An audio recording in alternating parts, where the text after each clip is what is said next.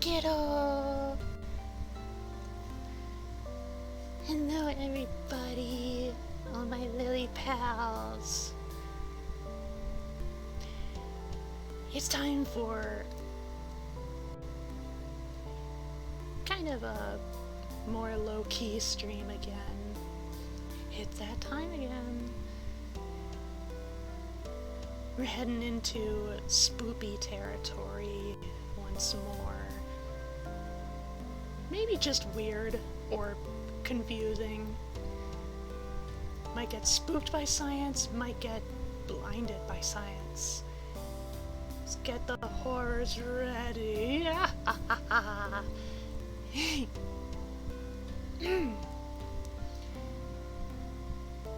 I am a little bit nervous because it's pretty warm in my room right now. It's like 76. I have my window open. There may be noises coming outside. I don't think there will be any issue, but you know, just in case. Fahrenheit, obviously. I'm an American.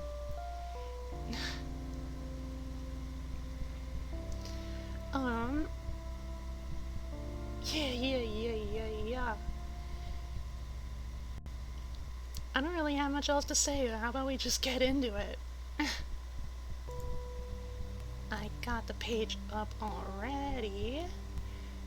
And interestingly enough, the official contest for the 6,000th SCP has officially begun. And entry. We're not gonna read that one. The theme is nature. Muy interesante.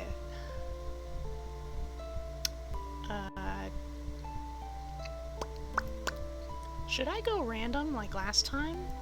Just pure chaos?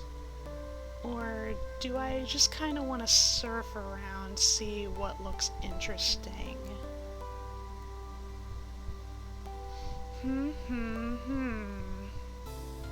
Decisions.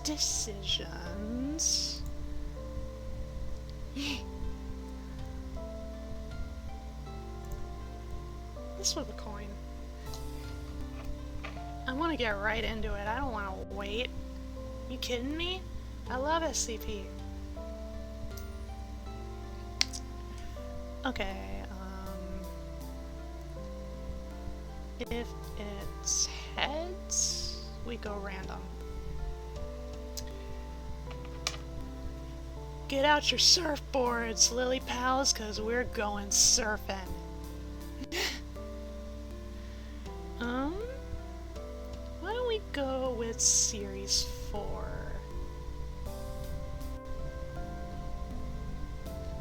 We're just gonna browse around, see what catches our little froggy eye.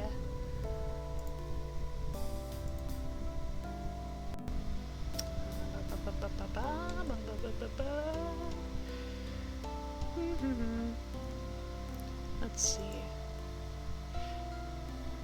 The end of history, that's very relevant considering I played Lenin last Monday. Kuroji's theme song is called End of History.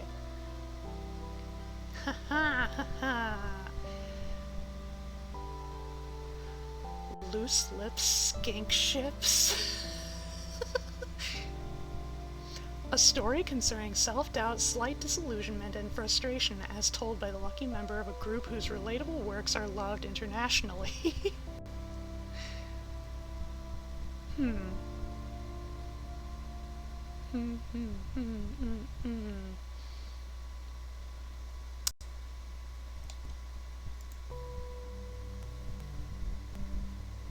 Let's go with the story. I like stories.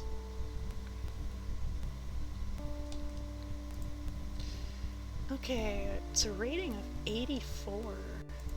So a little lesser known.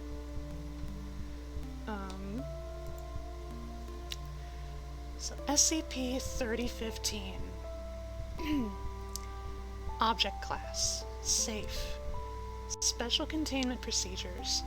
SCP-3015 is kept in an anomalous item cell at Site-88. Only authorized mobile task forces and other authorized personnel are allowed to use the activation phrase in a 20-meter radius around SCP-3015.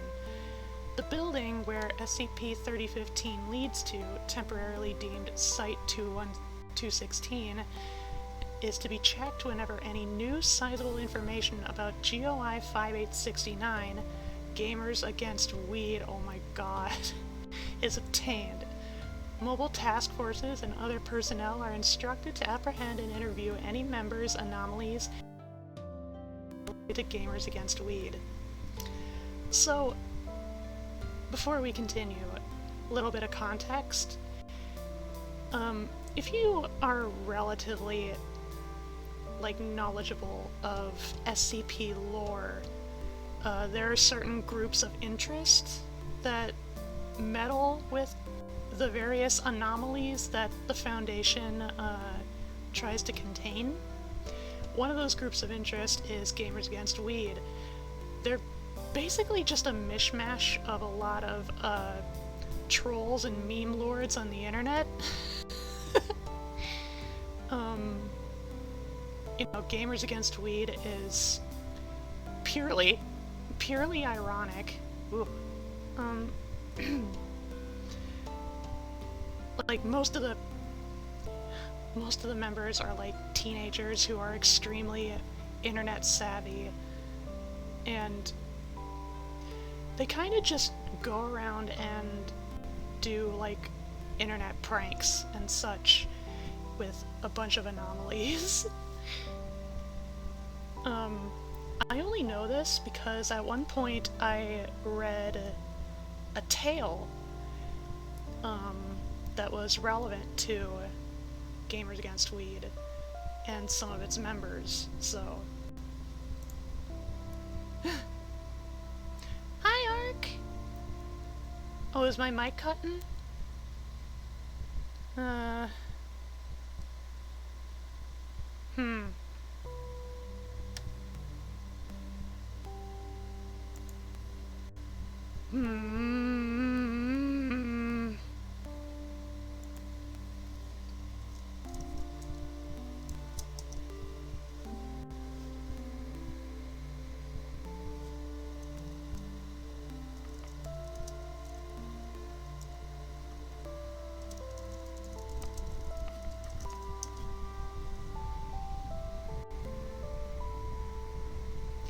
My connection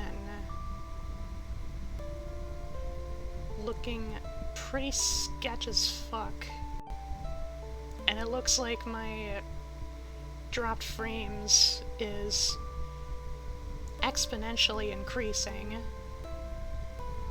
I think I'm having connection issues again. Jesus. Who tampered with the computer, SCP?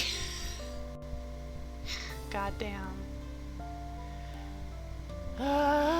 We barely started.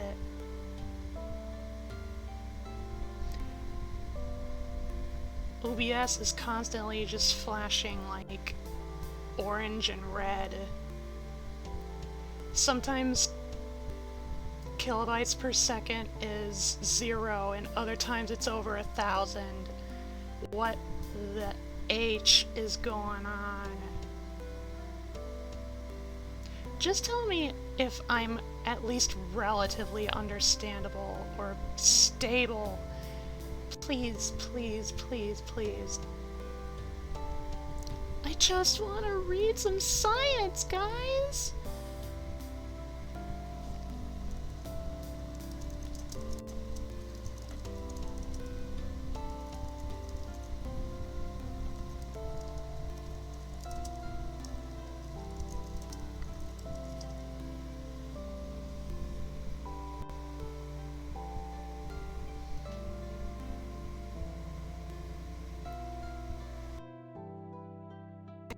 Okay. Okay, somebody hears me. Hello, Tack, by the way. Quite an inopportune time, my connection looking sketch as fuck. And I'm not even doing anything all that...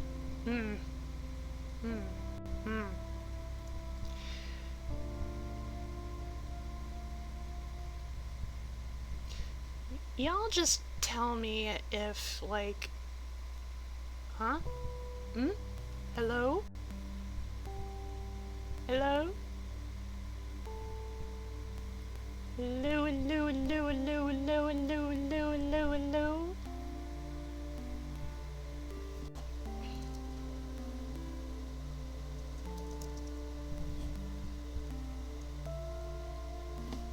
Hello? Hello? Hello? Hello, hello, hello? Howdy, howdy, how? Oh, happy? Konbankero? Whippet, whippet?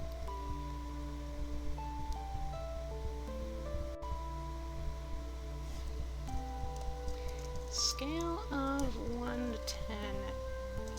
How bad? You can hear me. Okay.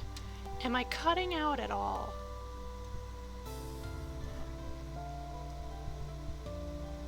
Okay. Okay. Angry. Frustrated. Never mind it. If it becomes a major issue, I trust you guys will say something, right? I don't want to be passive-aggressive all stream.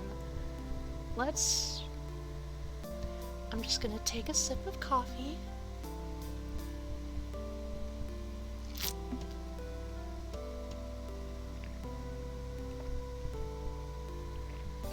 No, I promise, Mr. Dippity, it's primarily on my end. My connection is being super weird right now. It doesn't know what it wants to do. But I will take advantage of this period of stability. And let's just continue as best we can. Okay. So I was just explaining Gamers Against Weed. Description. SCP-3015 is a non-sentient humanoid construct that does not match any known individual from missing person databases. It is not capable of movement, sound, or automation until its activation phrase is spoken in a 20-meter radius around it. A handwritten document, document 3015-E, can be found in the right jeans pocket of SCP-3015, consistent with other Gamers Against Weed anomalies of a similar nature. When the activation phrase, "Feel the Burn," is spoken in a 20-meter radius around SCP-3015, it will turn so that its back is facing the speaker, then bend over and pull its buttocks apart to reveal an extra-dimensional portal that leads to an abandoned safe house located in Springfield, Massachusetts. Only one person is able to go through SCP-3015 at a time. More than one person attempting to go through at once has resulted in moderate injury, including but not limited to circulation injuries, pressure bruises, temporal dislocation, and hairline fractures. Okay. Okay.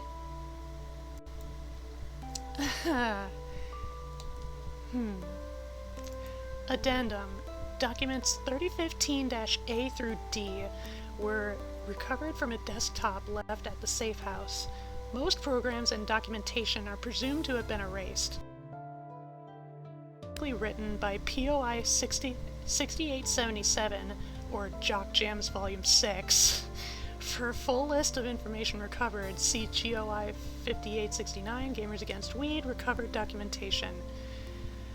Document 3015-A. Yeah, KK Rule, I know. Dahlia told me about it. And no, of course it's not a mister. That would be wild as fuck, but no. I didn't find it too funny anyhow. I'm almost never on the same time as you, but if I were, I would have probably told you it sucked. But that's only because I'm bitter you did Bernie first. I guess I'm just a bit ticked, you know? But it's fine. No reason why I just can't finish Bernie anyway. Find soul and everything for this sexy fucking dude. I wanted to make this dude have others disappear up their own asses, but the more I think about it, the more I realize that it's actually kind of fucked. So, what am I even supposed to do? I got an old man who's a stud with nothing occupying his actual being. It's just standing here all weird. Whatever. Why am I even writing you a PM when I don't even know you? You're not really a buddy, just some memester, so fuck me, I guess. So basically, no, I'm not sending you him, but I'll show him off in the chat. Document B. Hey Jude. I know we were talking about that idea for Bernie, and I'm ditching that whole people go up their own asses thing. What if people go up his ass instead? That's way funnier and still gross, but at least no one's getting hurt, I guess? I still need your help with that if you're able to swing it. I'm still sort of annoyed that I can't come up with anything else for this. Fuck me, did KK Rool just take my goddamn ideas too while he was at it? Even his name is just pissing me off every time I see him brought up in chat. It's definitely an irrational thing, which is 100% why I'm wallowing in it. Considering just letting Mr. Bernie Sanders be without some dude's soul, it's funnier that way, actually. Imagine this for me. You say the thing, and he turns around. Then he just opens his asshole and reveals a location to bumfuck nowhere. Tolerant left state. Fuck, dude. The epitome of comedy. Gog. Another finely aged, impeccable meme.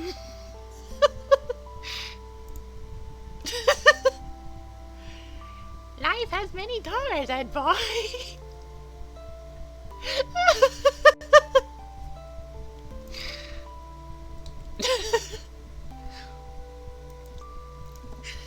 I think this is gonna be my only involvement with the whole Misters joke when we finish it up anyway. Haha, what if we made our own Misters? I, JJ, definitely said out loud to myself, all smarmy. It was a good joke and a good list that is objectively the funniest thing on earth. No, let's go make these Misters, everyone else said, and I just lost the plot of the joke. It's not really funny when we do the thing that we railed on another group for doing the thing for. But it's fine, I'll do Bernie, I said, innuendo fully intended. And then, shit. I don't hate KK Rool even, I just sort of hate myself for not thinking of it first.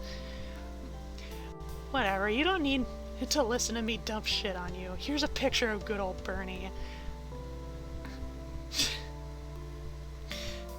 I think I'm done toying around with his look. A car drove by and they probably thought this dude standing perfectly still was my dad.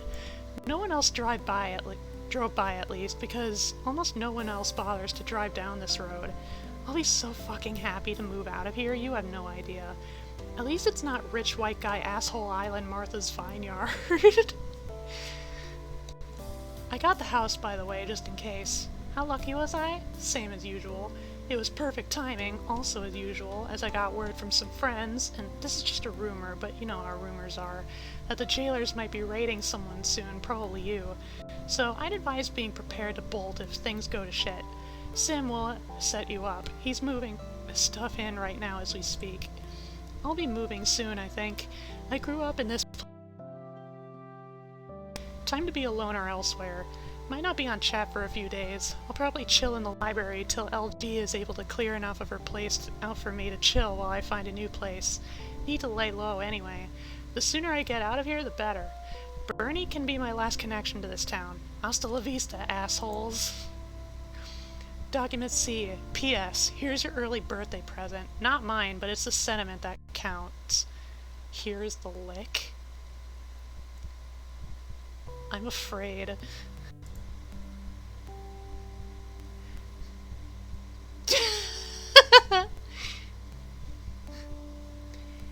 Hello, Ed boys. Many doors, yes? Too much for couch potato Ed boys like yourselves.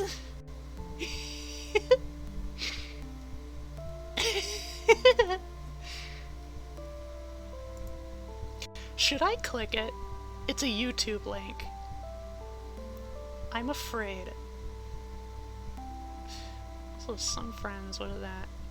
Oh, the Serpent's Hand Hub. That's a whole other rabbit hole.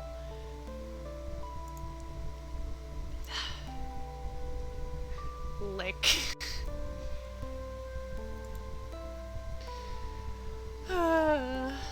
Okay, I got like 6 tabs open right now, but what's one more? Oh no, it's gonna be on this window, I guess. What even is this gonna be?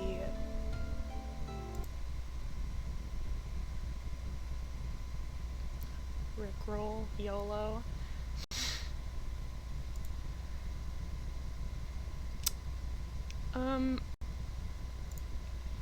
It's taking its sweet-ass time trying to load this up, so I think I might not. Oh. What is this? What is it?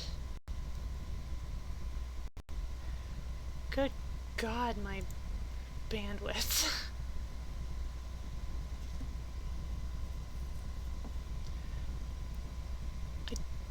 I still don't know if it's worth it. Oh well. Error occurred, okay. We're not gonna arse with it. You can check it out yourselves. Document D. So the safe house is mostly cleaned out. I sent you Bernie, and now I'm gonna drop out for a bit in case the jailers somehow manage to find it first and see I sent it. It's cool. They won't know I sent it to you. For real though, I want you to imagine some poor Foundation guy testing to see how many ways he can climb up an asshole while his asshole friend goes off solving world crime and magic mysteries. I know you literally, for real, absolutely 9001% never smile, which is also the reason why I'm sending you him, so you can imagine that happening and crack one. I think you'd dig the library, though. That sort of magic shit is right up your alley. I'm just there because it's convenient. And books too, I guess? When we meet up again, I'll let you know how to join the magic club. While I'm typing out this shit and sending you a PM instead of just, calling you, I should bitch a bit. Sometimes you feel like you don't quite fit into a group, you know? It's fucked, and I know this is to reorient myself and be chill and fine, the cool-ass dude in the group, but something's fucked with me that I'm not having as much fun with everyone. I thrive on that online and social interaction, but I didn't even get online all of yesterday. I consider uninstalling everything and just being a hermit. Knowing how the wise karmic gods that rule over the entire universe work, that'll work out wonderfully for me, which is why I don't do it. Fuck, too bare too quickly. Pulling out. Let me know what goes on in chat. If anyone asks, I'm a juggalo monk now. See you when your house is clear, Gaylord.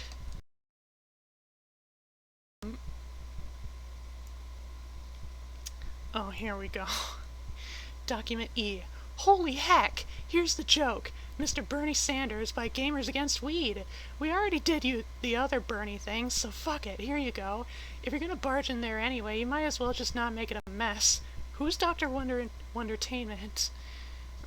Find them all and become Mr. Gamer.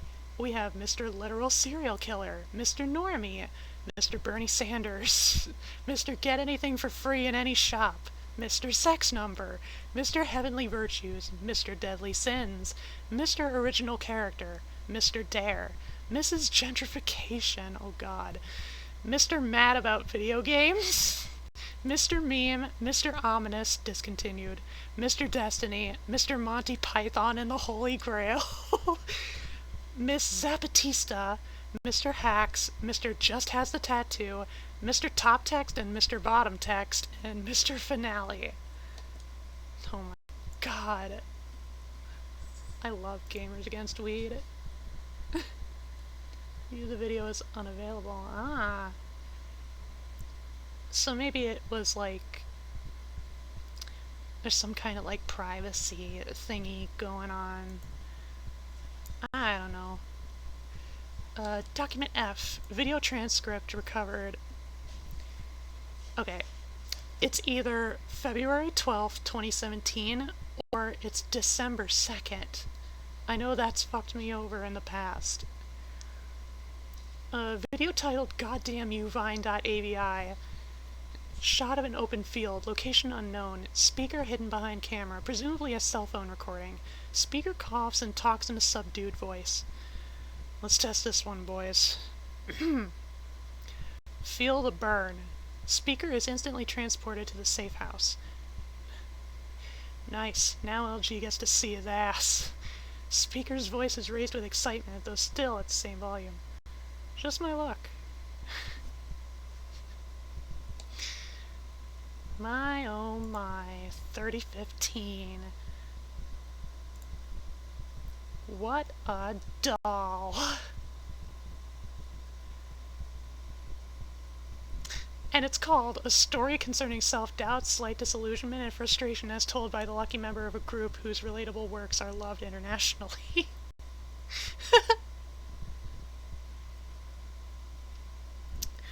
What else we got? Let's do... let's scroll down. We got Prison of Ink and Flesh, Jesus Fried Chicken, God Killers, It's Good, Pop Culture, Self-Performed Brain Editing Manual, Mother Earth, Father Sky, redacted by AARS 538, The Worm of Your Dreams, The Biggest Backyard in Boise, The Aristocrats,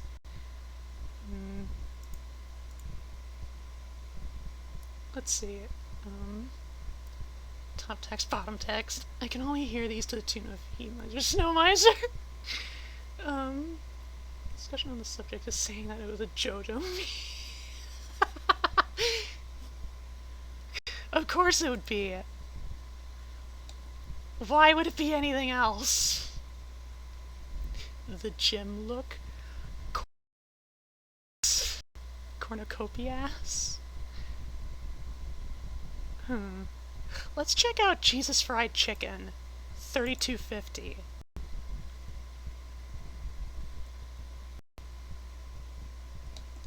We got, POI 3250, Colonel Harlan David Sanders making a public appearance in December 1974. A rating of 387, so this must be pretty dang good. Pretty dang tasty chicken. Okay. SCP 3250. Object Class Safe. Special Containment Procedures. A sample of the original Kentucky Fried Chicken, 11 secret herbs and spices, is to be kept in a standard safe class item locker in Site-88. A digital copy of the recipe is available on the Site-88 database. Widespread reproduction of SCP-3250's effects has been made impossible due to the exclusive rights of Kentucky Fried Chicken to market and sell chicken flavored with its trademark secret recipe, as well as the acquisition of the blank family plantation through a foundation front, and the subsequent monopoly established by the blank variety peppercorn. Public knowledge of the substitution of Kentucky Fried Chicken's secret 11 secret herbs and spices recipe is to be suppressed. Description: SCP-3250 is a perceptual anomaly affecting individuals who have consumed pressure-cooked fried chicken seasoned with Kentucky Fried Chicken's proprietary 11 secret herbs and spices. For a period of time after consumption, people affected by the anomaly will perceive depictions of Jesus Christ as being altered to resemble American businessman and restaurateur Colonel Harlan David Sanders, clad in his trademark white suit and bolo tie. Altered depictions will be of similar art style to the original. All manner of visual depictions are affected, including secular depictions. The perceived degree of resemblance between depictions of Christ and Colonel Sanders diminishes with time, fading completely after 1 or 2 hours following consumption of a typical 3-piece chicken meal. Consuming larger quantities of chicken results in this effect persisting for longer. An upper limit to this effect has been reported at approximately 72 hours following consumption of an entire 20-piece chicken bucket in one sitting. Wow. Based on analysis of Kentucky Fried Chicken sales and church attendance in the United States, it is estimated that at least 150,000 North Americans have at one time been affected by SCP-3250 since the first reported case of the anomaly in January 1974. Reports of manifestations outside of the North American continent have been sparse, likely due to substitution of the highly perishable and locally sourced blank variety peppercorns used in the seasoning recipe in foreign markets. The majority of SCP-3250 cases are believed to remain unreported due to the temporary nature of the effect and the natural human tendency to preserve normality and maintain a consensus reality. Oh god, it's the aristocrats. History. Prior to identification of its source, knowledge of SCP-3250 was suppressed through localized distribution of amnestics whenever encountered by field agents. This was sufficient to catalyze self-suppression among affected members of the populace. Extensive testing conducted by Site-88 researchers determined the factors for its cause in 1974. Full-scale containment of SCP-3250 was soon enacted, culminating in the infiltration of Kentucky Fried Chicken's Louisville headquarters by a Joint Foundation UIU task force in April 1975. Embedded agents were successful in accessing the locked safe containing the anomalous recipe and replacing it with a gustatorially similar substitute. Contracts with Griffith Laboratories and McCormick and Company were also altered accordingly by covert agents, allowing the replacement recipe to propagate throughout the North American supply chain in a matter of months. Total containment of SCP-3250 is believed to have been completed by October of the same year. In December 1975, following his public statements on the altered quality of Kentucky Fried Chicken's recipes, refer to document 3250H-066, Sanders was designated as POI 3250 and placed under covert observation. A settlement was privately reached with Sanders in 1976 through Foundation contacts in Hoopline Incorporated, then parent company of Kentucky Fried Chicken, offering a payout of $1 million USD in compensation. Regardless, Sanders continued to publicly denigrate the quality of Kentucky Fried Chicken's culinary standards and maintained the assertion that his original recipe until his death in 1980. Investigation into Sanders and his association with esoteric clandestine organizations continued until his death in 1980, finding nothing unusual in both his history and former ties. It was concluded that Sanders was neither aware of nor responsible for the SCP-3250 phenomenon. Addendum: List of notable SCP-3250 manifestations requiring Foundation suppression. Sighting number 1. Okay, so it is like, it's day, month, year. Okay, so this is the 9th of January, 1974.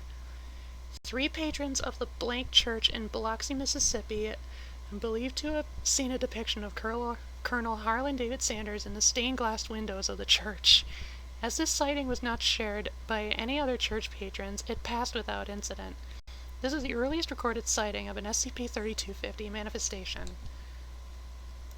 Sighting number 12, February 16th, 74. 56-year-old Howard Brooks of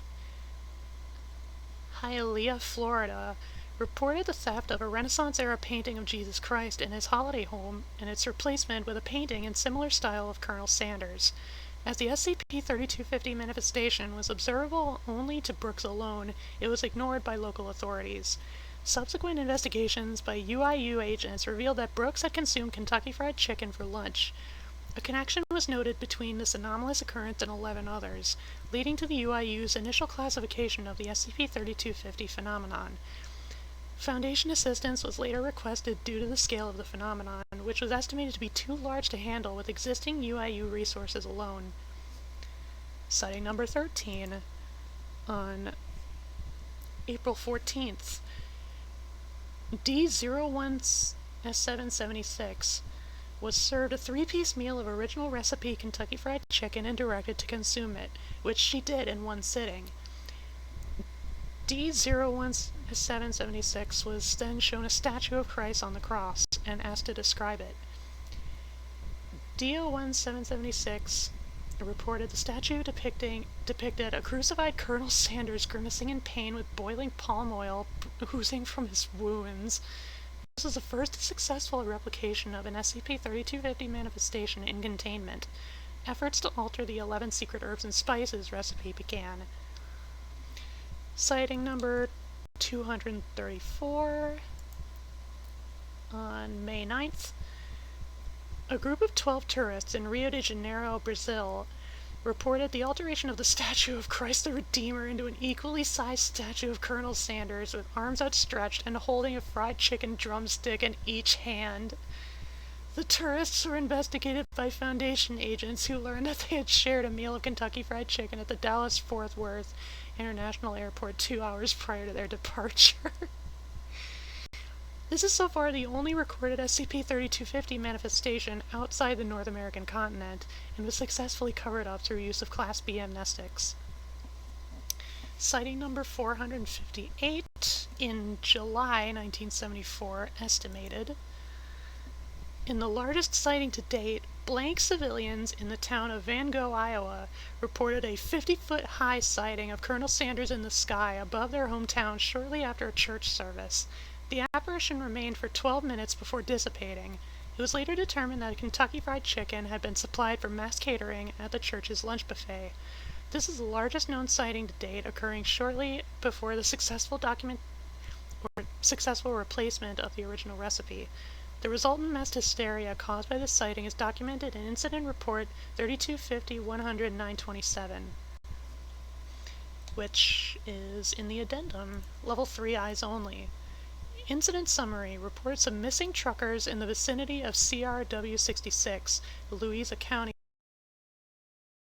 of Van Gogh, population 146. The responsibility for investigating the disturbance was assigned to the Federal Bureau of Investigation's Unusual Incidents Unit due to local Foundation resources being diverted to the mass cover-up of SCP-3250. On August 9th, 1974, UIU Special Agents C. Lewis and D. Tucker are eventually deployed to the locale. At 0930 hours, the agents report discovering the wreckages of 7 tractor trailers and a runaway truck ramp 1.2 miles from Van Gogh. Investigation reveals the severely burnt and decomposed remains of the missing truckers. Judging from the evidence present, namely char stains on the passenger seat and driver's seat and lack of any burn damage to the vehicles, signs of forced entry via blunt instruments, and the cinderblock bricks duct taped to the gas pedal of each vehicle, Agent Lewis surmises that the truckers were immolated after exiting their vehicle and placed back into their seats, after which their vehicles were sent on cruise control down the highway until they each crashed into the ramp. At 10:10 hours, Agents Lewis and Tucker report a strong smell of burning oil and Kentucky Fried Chicken. Throughout this, a loud crackling is heard in the background. Agent Tucker claims that the crackling sound is not due to radio static. Radio contact is soon lost. Contact is only reestablished at 10:21 hours with severely reduced audio quality. Agent Lewis checks in, reporting that their car was ambushed by an improvised grease-based incendiary trap, and that sporadic gunfire from unseen assailants forced them to abandon their vehicle and proceed on foot. They found shelter in an empty house, further reporting that the majority of houses in Van Gogh appear to be devoid of occupants. Agent Lewis disobeys their direct order to remain in place and leads Agent Tucker on to investigate the situation. They proceed to move from house to house, narrowly avoiding a patrol of men and women clad in golden brown cloaks and armed with hunting rifles. Meanwhile, UIU local command links up with Foundation contacts explaining the situation. In conjunction with UIU Special Agent K. Milford, MTF Pi 46, the Kingsman, is mobilized to secure the town of Van Gogh. At 10:29 hours, loud crunching noises are heard. Agent Tucker reports that the ground near to the town center is covered in deep-fried chicken parts. Upon closer inspection, the chicken parts appear to be carefully arranged so as to point towards the town's Southern Baptist Church. The agents proceed to approach the church to investigate. At 10:34 hours, another set of crunching noises are heard in the distance. Soon the radio feed is cut. Following this, no further radio contact can be established with either agent. The armed convoy bearing MTF Pi-46 sights Van Gogh at 1200 hours, confirming the presence of the crashed tractor trailers and the burnt wreckage of the agent's car. Civilian resistance surrenders quickly at the sight of the convoy, believing them to be the National Guard, and are quickly subdued with Class A amnestics. Agents Lewis and Tucker are found alive in a ditch adjacent to the burning church, where they had taken shelter following the detonation of an improvised explosive device. Both agents are treated for minor smoke inhalation, but otherwise suffer no injuries. Objects and entities recovered by MTF Pi-46 include paraphernalia depicting Jesus Christ, ranging from pendants to crucifixes, defaced to appear as Colonel Sanders, handwritten photocopied flyers advertising the Reformed Church of the Colonel, 5 tons of chicken, both raw and deep fried, 2 tons of original recipe 11 secret herbs and spices found stashed in various homes, a marble font equipped with a heater and filled with oil, apparently acting as a deep fat fryer, a King James Bible with the majority of the words blacked out with marker pen. The remaining words describe the 11 secret herbs and spices recipe. Object was located inside a locked safe beneath the pulpit of the local church. A large amount of assorted armaments, including hunting rifles, handguns, homemade incendiary bombs, and 1 leaf blower converted to spray boiling oil. Whoa. 146 residents of Van Gogh dressed in golden brown oil-soaked rags, bearing various degrees of burn injuries. They were able to provide consistent details of SCP-3250 sighting 458, but could not remember anything else afterwards. 1 human corpse affixed to a wooden crucifix and coated in deep-fried 11 secret herbs and spices batter. Corpse was an identical visual match for Colonel Harlan David Sanders, who was at the time alive and under Foundation surveillance in Abbeville, Louisiana.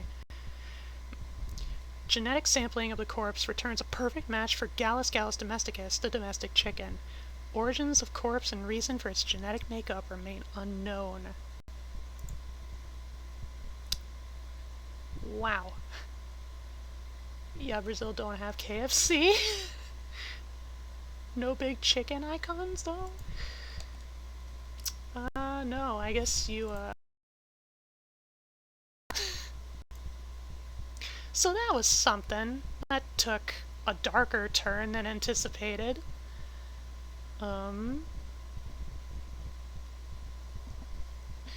Let's see.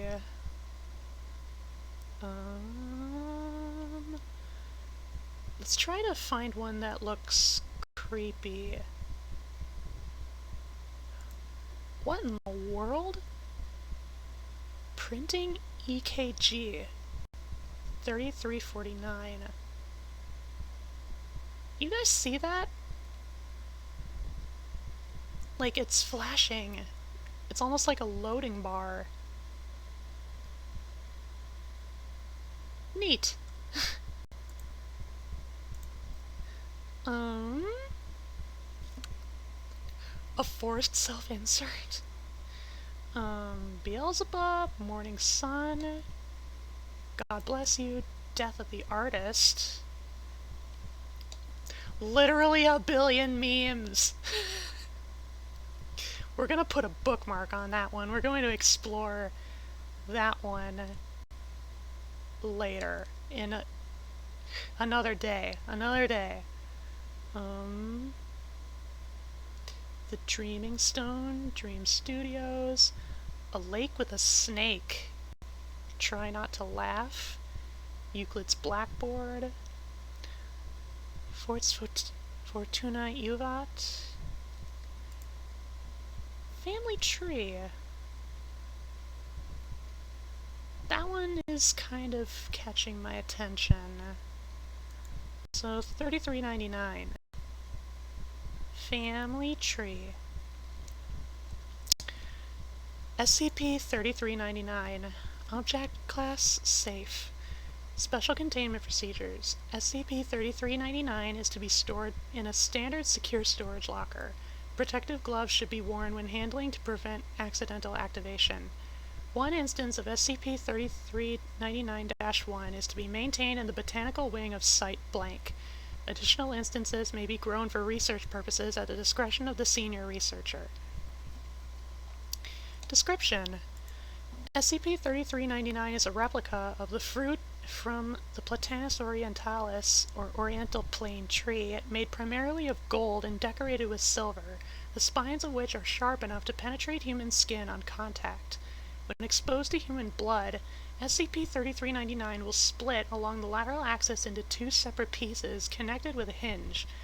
Opening SCP-3399 in this state reveals a single seed superficially similar to those from the Platanus orientalis. When planted, this seed will grow into an instance of SCP-3399-1. SCP-3399-1 is a tree superficially resembling the Platanus orientalis that typically grows at an accelerated rate, reaching full maturity in approximately 3 months. As SCP-3399-1 grows, the leaves of the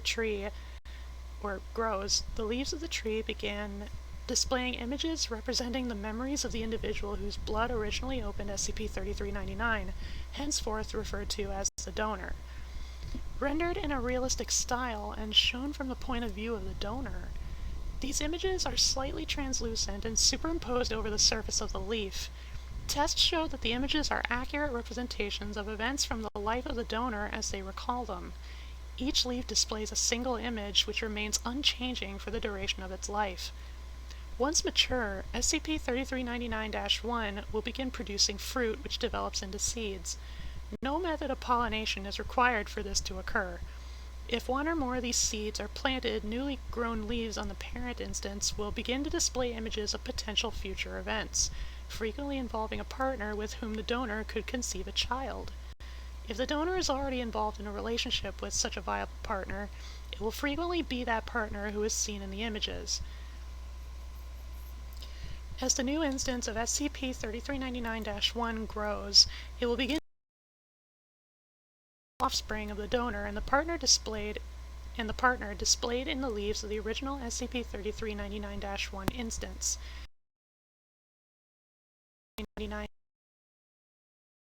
Producing seeds itself, which when planted grow into further instances of SCP-3399-1, displaying images of the potential offspring of the hypothetical individual displayed in the parent instance.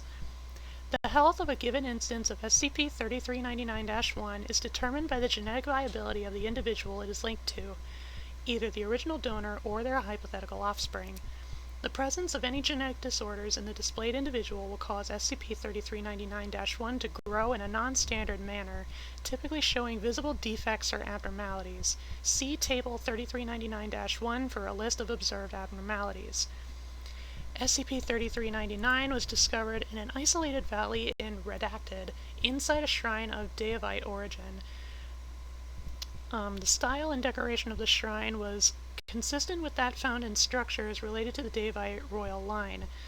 Also found in the shrine were numerous sealed scroll cases. Partial translation of the scrolls sealed within revealed to be detailed genealogical logs of a number of Deivite families, along with descriptions of desired future pairings. The shrine was surrounded by 73 instances of SCP-3399-1, the images displayed on the leaves of SCP-3399-1 matching the style of dress and cultural surroundings believed to be associated with Deivite royalty. One instance of SCP-3399-1 was transported to the botanical wing of Site Blank. The rest were destroyed following the collection and cataloging of seeds from each specimen. Table 3399-1 Notable abnormal growth patterns observed in SCP-3399-1 instances during testing. D5321 confirmed to carry the gene for cystic fibrosis. In 25% of planted instances, tree bark was noticeably paler than in healthy instances, and leaves were dry and brittle. Results imply that the displayed partner is also a carrier. Researcher blank. Statistically significant family history of myopia. Images displayed on the leaves were largely indecipherable, typically being little more than colored smears. D88432. infertile due to prior treatment for cancer. Instances of SCP-3399-1 grew normally but never began producing seeds. Second generation seed researcher blank was donor for the original instance, with no donor notes. 50% of planted instances were stunted, never reaching more than half of the height of a typical instance, and branches held significantly fewer leaves. Later testing revealed that the displayed partner, confirmed to be researcher blank's husband, possessed the gene for Huntington's disease. D-75-332. Family history shows a statistically significant resistance to bacterial infections. SCP-3399-1 grew approximately 10% larger than observed averages in height and girth. Surface area of leaves was approximately 15% above average. During destruction of the instance, the wood was observed to be notably harder to cut than standard instances. And D-5411 tested positive for a number of genetic cancer markers. Each instance of SCP-3399-1 grew with a crooked trunk and branches and developed a significant number of knots and burls during growth. Leaves were notably yellow in color. Addendum 1. Following the planting of a seed from an instance of SCP-3399-1, of which researcher LeBlanc was the original donor, the leaves on SCP-3399-1 began displaying images implying a relationship between researchers LeBlanc and Blank.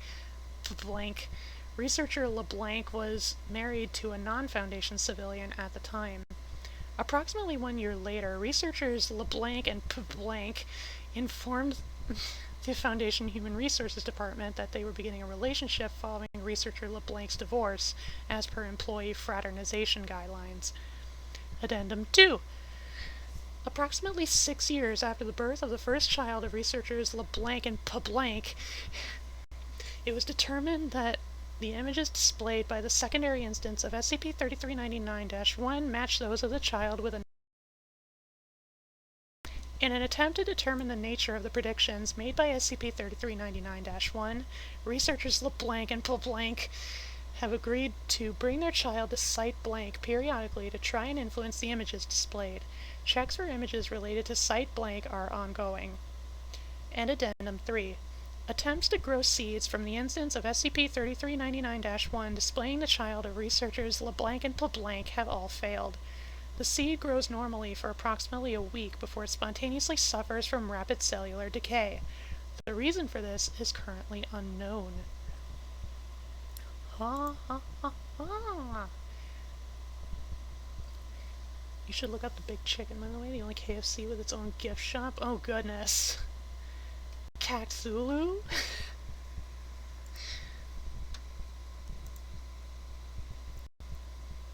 So, yeah, it's a family tree. Literally. Not quite as... Oh no. Oh no. Beware of toilet snake.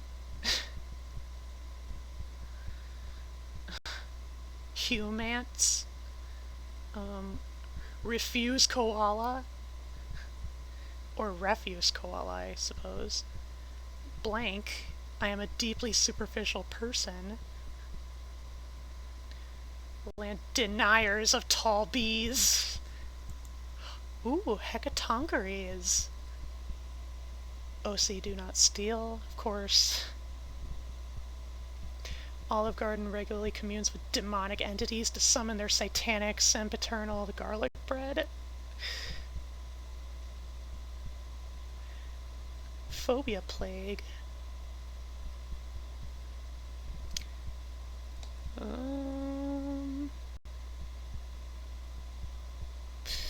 Let's go a little deeper.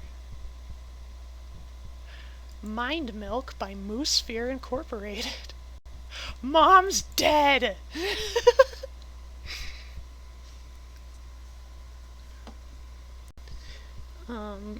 God is dumb. Forbidden sound. Who did this? My heart deets faster for you.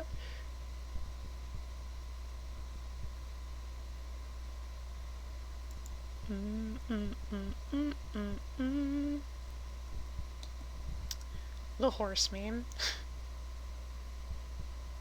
High octane nightmare fuel.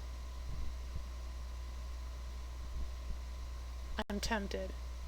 I'm tempted. High octane nightmare fuel.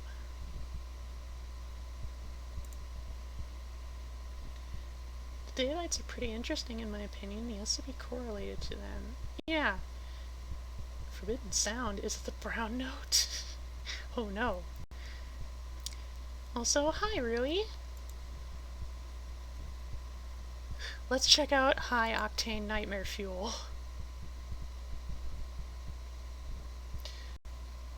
Only a rating of 46, so this one kind of fell under the radar. SCP-3784.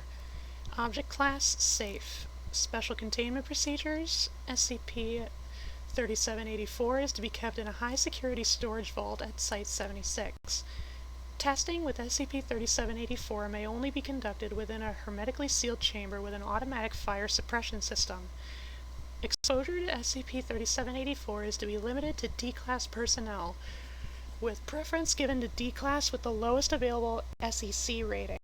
All testing proposals must first be submitted to the Ethics Committee for approval. Description: SCP-3784 is a small, ornate oil lamp, perpetually filled with shark liver oil.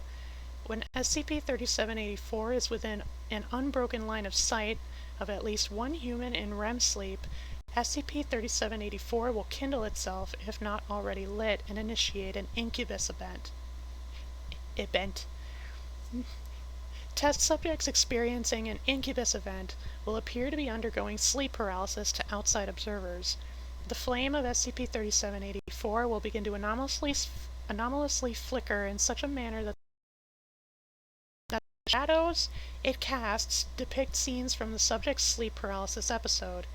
This makes SCP-3784 a severe fire hazard during incubus events, and it has been known to light flammable objects up to 120 centimeters away. Based upon both the shadows cast by SCP-3784 and post-incubus event interviews, a convocation of both humanoid and non-humanoid entities will typically surround the subject and begin to enact some kind of farcical debate with each other. The first known example of such revolved around what was the best method for preparing a human being for consumption, resulting in 13 different segments of the subject's body being removed and prepared in a different manner, then force-fed to them. Other examples include rearranging internal organs to gauge how they function, and testing the holding capacity of the digestive system, and replacing the skin with a silk body stocking. Test subjects who have undergone incubus events have all reported that their experiences during sleep paralysis were indistinguishable from reality, and consequently have all suffered from severe post-traumatic stress disorder and insomnia. Recovery: SCP-3784 was discovered during a raid on a Marshall Carter and Dark warehouse in Glasgow, Scotland, along with other objects believed to be the personal property of Dark. It was found with the following note attached to it: "From one brother to another, a little piece of my kingdom to darken yours. Mind that it doesn't singe the drapes. Possible connections with SCP-4116 are being investigated." 4116, huh?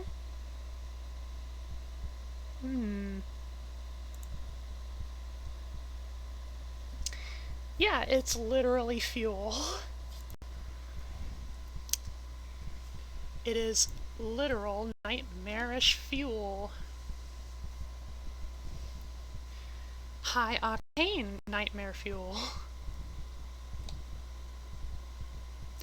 Come on, I need something really spooky.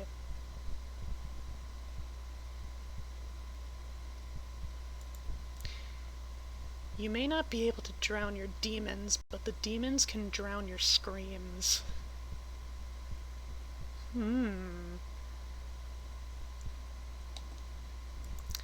Hugbox. Researcher Lloyd, Destroyer of Worlds.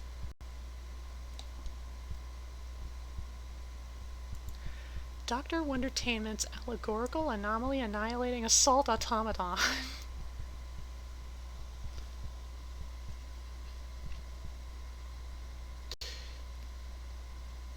Illest rain sounds, infinite hours, no looping, white noise, nature, healing, ambient meditation, insomnia study, ASMR, original.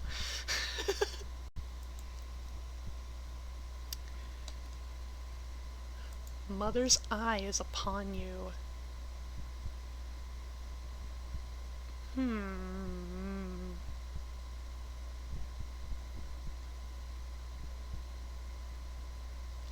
Monster under the bed.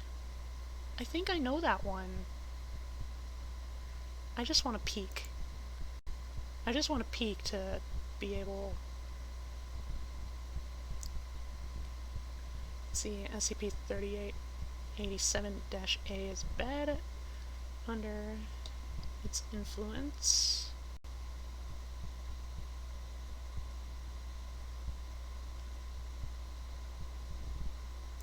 It's not. Wait. Or?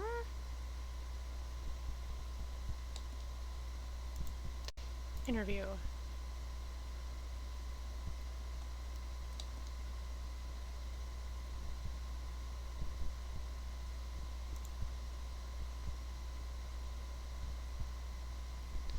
Ah, yeah.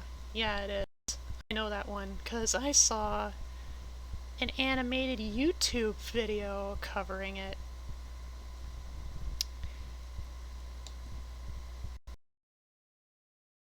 Morgana? Necrocapitalism? Necrocapitalism.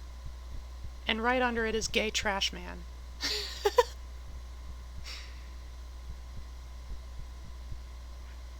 I gotta see Necrocapitalism. 3914. Ooh, we got our first Keter.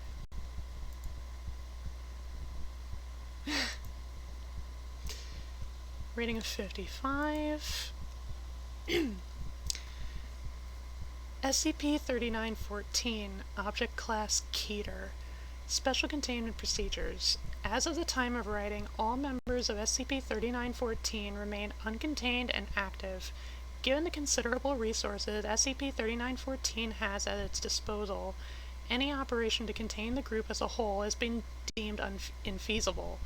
Instead, MTF Alpha 4, Pony Express, operatives have been embedded within Amazon.com Incorporated and are to monitor the activities of any individual involved with SCP-3914.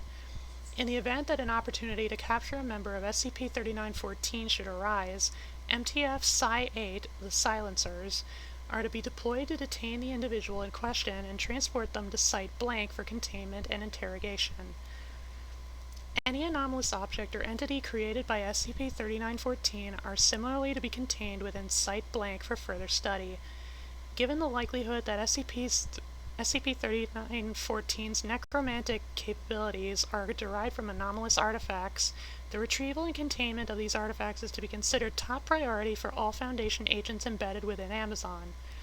Should any attempt be made by SCP-3914 to begin retail and distribution of its anomalous products to the public, any dispatched objects are to be intercepted by MTF Alpha 4 agents, and an operation mounted by MTF Psi-8 to locate and terminate all members of SCP-3914 in order to prevent an SK-class Broken Masquerade event.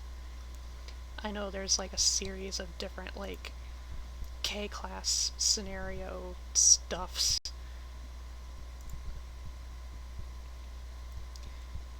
Necrocapitalism is just regular capitalism. Sounds like a bone collector.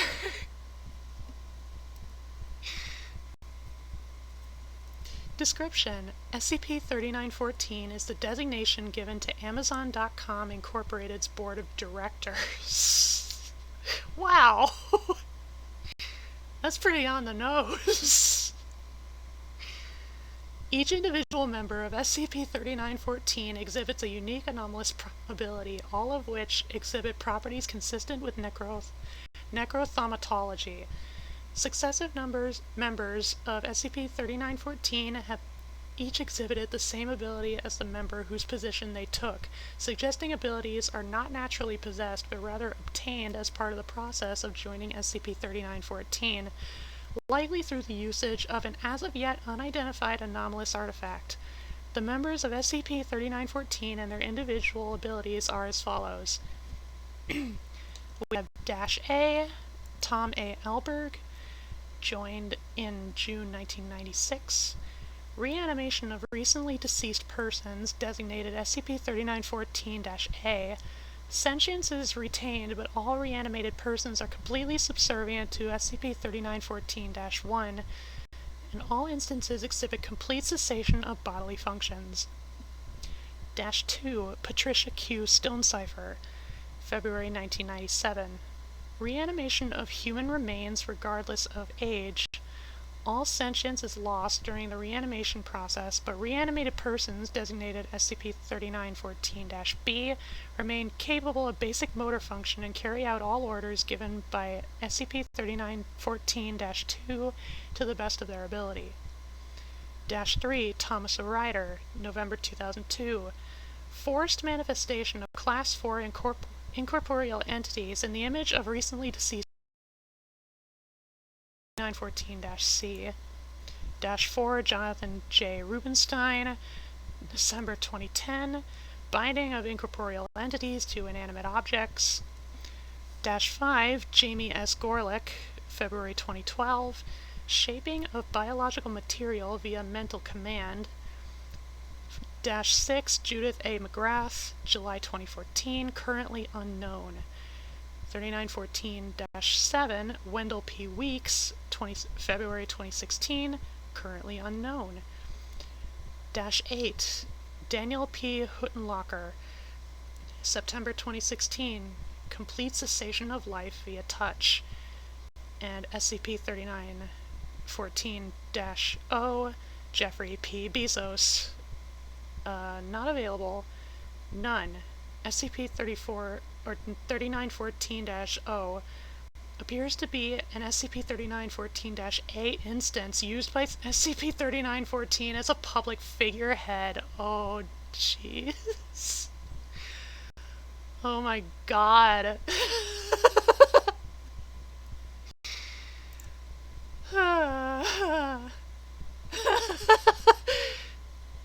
This explains so much, to be honest. It does. Oh, hey, I forgot to turn back on my BGM. There we go. The members of SCP-3914 all seem to share the same goal of financial success for Amazon.com Incorporated, and make full use of their abilities to achieve this end. To date, 37 clandestine warehouses and 3 factories staffed entirely by SCP-3914-B instances have been discovered, and at least blank more facilities are currently believed to exist. Study of SCP-3914-B instances captured during Foundation raids has shown that instances have been created from both recently deceased persons, primarily homeless individuals or missing persons, as well as remains exhumed from multiple mass graves. Some instances show a level of decay consistent with blank years of decomposition. Furthermore, several employees of both Amazon.com Incorporated and several rival electronic commerce companies, as well as multiple politicians, law enforcement officials, and other public figures, have been determined through extensive investigation to in fact be SCP-3914-A instances. Whew. It is currently believed that these instances may have contributed to the failure of several investigations into Amazon.com Incorporated regarding illegal business practices. This is getting tight. This is getting fucking tight. I'm for this one.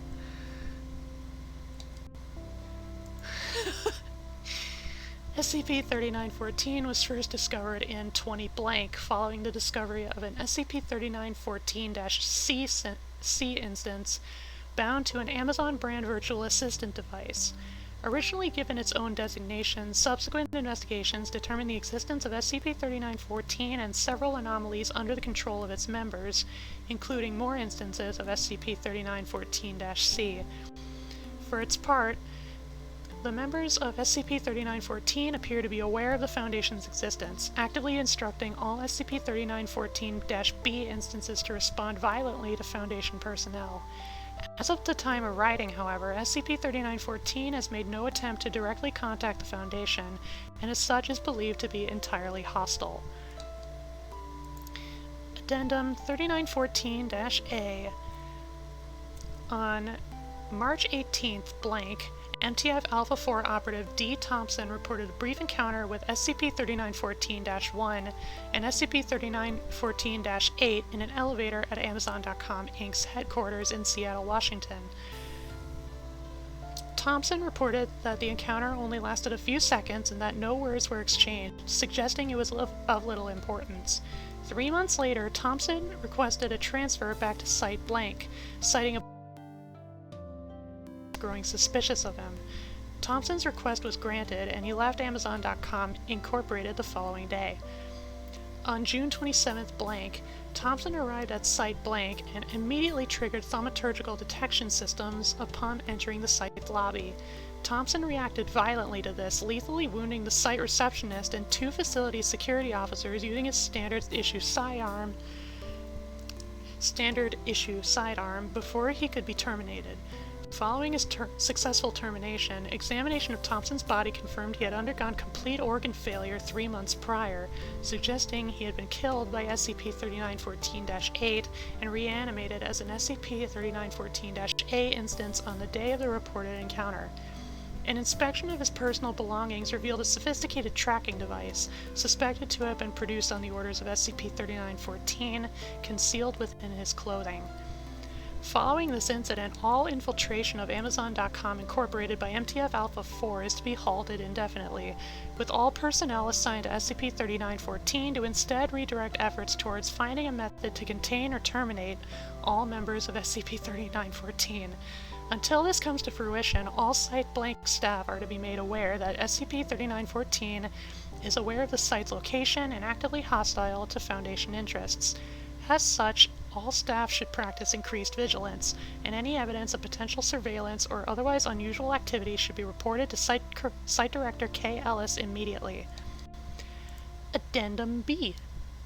Following the event described in Addendum A, SCP-3914 has begun taking direct economic action against the Foundation. Several companies involved in supplying the Foundation with crucial parts and materials for use in equipment, including the reinforced metals used in containment chamber construction and electronic components of devices such as Scranton reality anchors and cant counters, have been purchased by Amazon.com Incorporated. Furthermore, some companies have chosen to end previous contracts with the Foundation abruptly and without explanation, despite having suffered no such buyout. As such, it is currently hypothesized that members of SCP-3914 have killed and reanimated the directors of these companies as SCP-3914-A instances.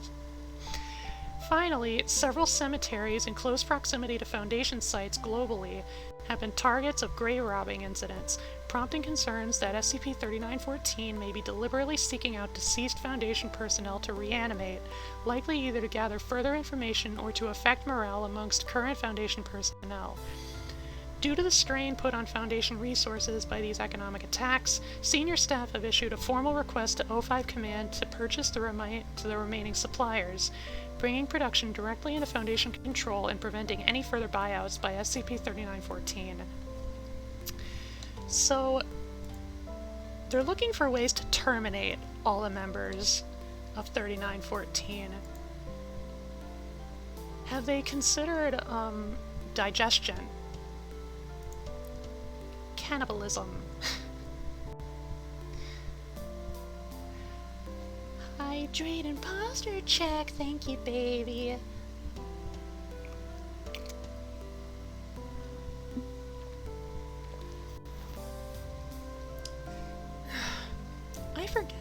I forget. Do I have the stretch redeem in my channel points, or is it just posture? No.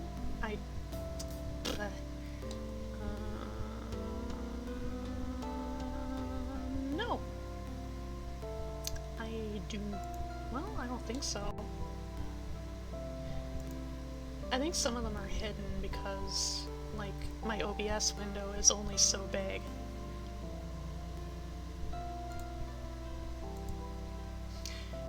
Do not eat the rich, compost the rich.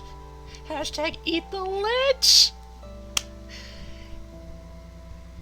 Yes! There's the stretch.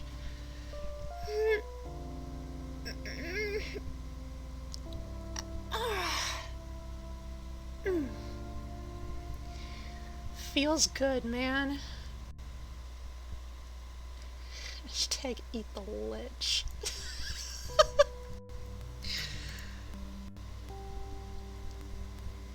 Wifey, I'm gonna marry you.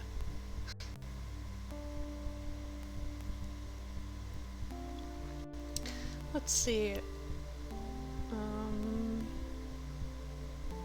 Costa Rica in space.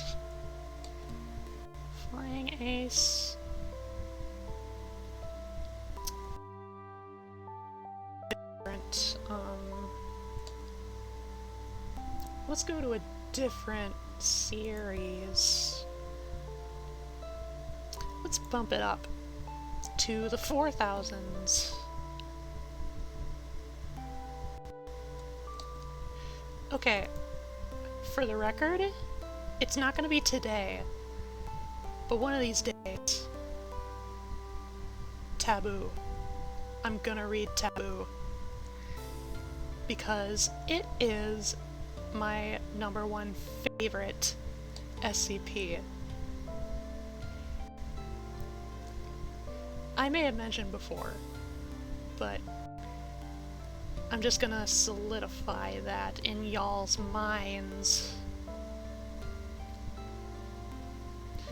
Dream of the Anartist's son? Sing us a song, you're a piano man?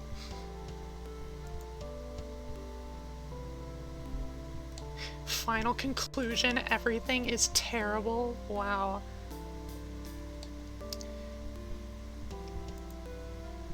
That was pretty much 2020, and some of it leaks into 2021. Metempsychosis? Want dog? Oh god, something touched my leg.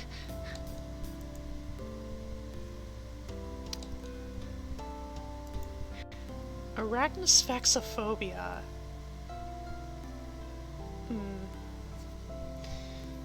Nah.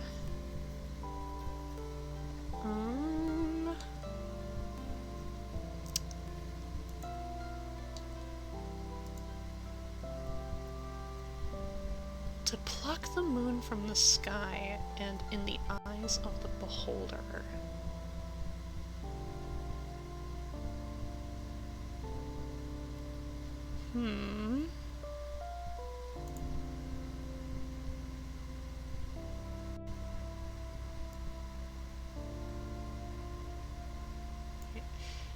I post a dumb link to explain the reference I was making, sure.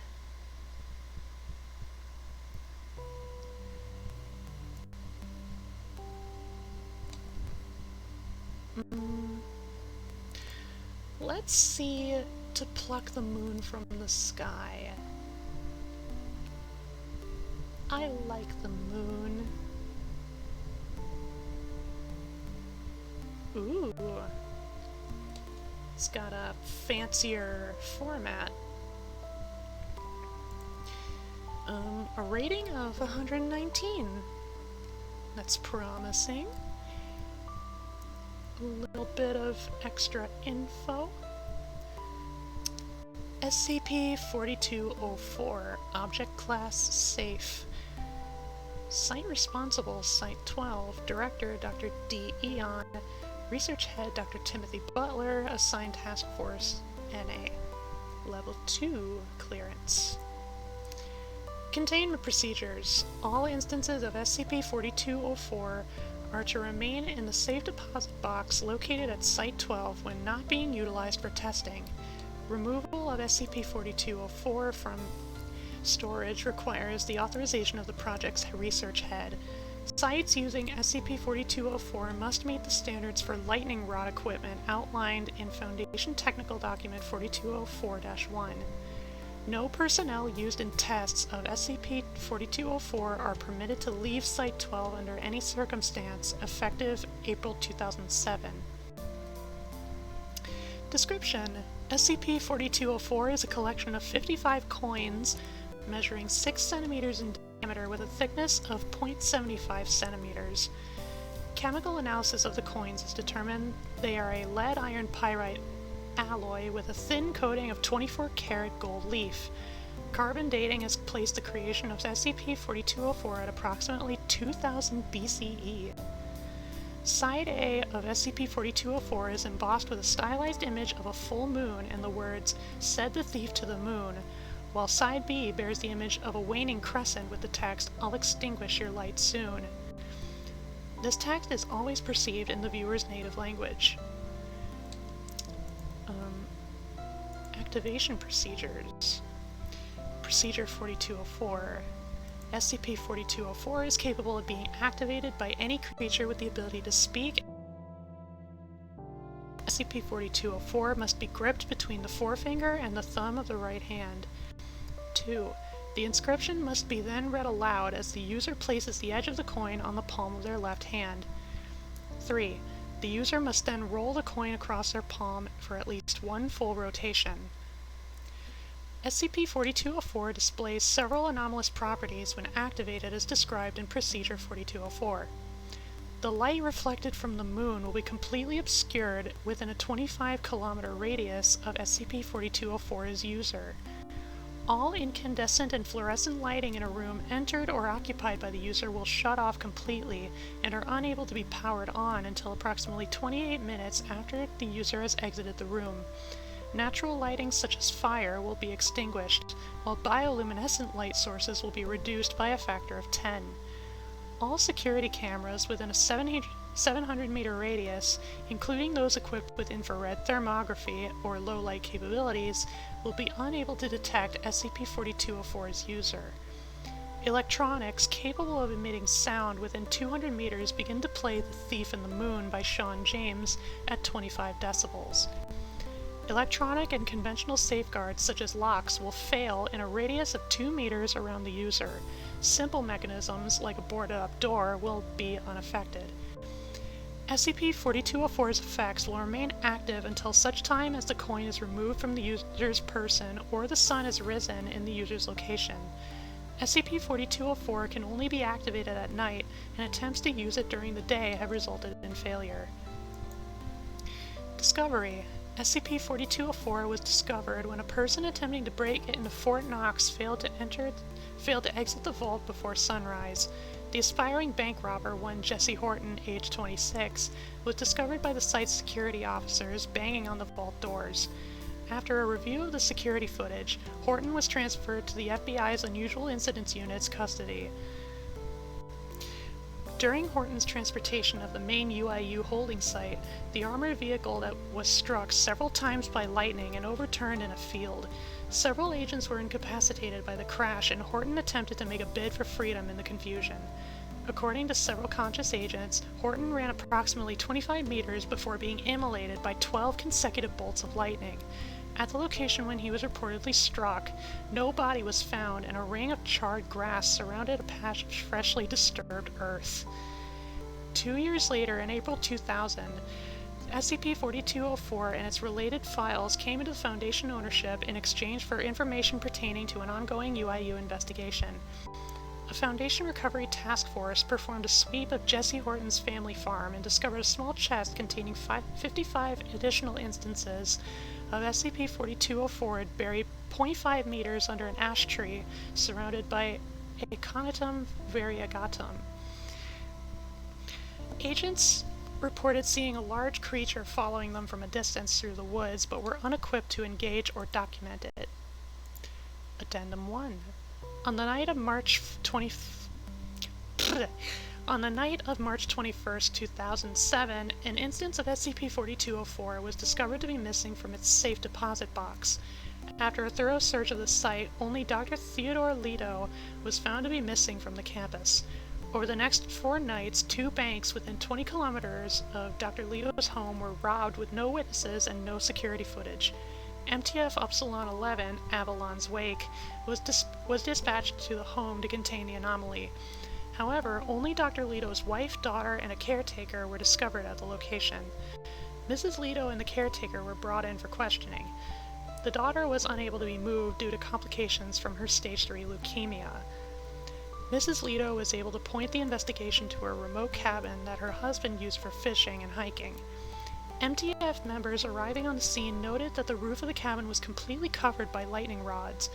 A search of the premises revealed a small quantity of blood matching that of Dr. Leto, and a note written by a crude tool or carving instrument on the wall of the cabin, which is available below. Such a crime committed for love is still heresy against nature. Who are you to pluck the moon from the sky? But it is because of your love that your punishment falls lightly on your shoulders. Consider it mercy. SL.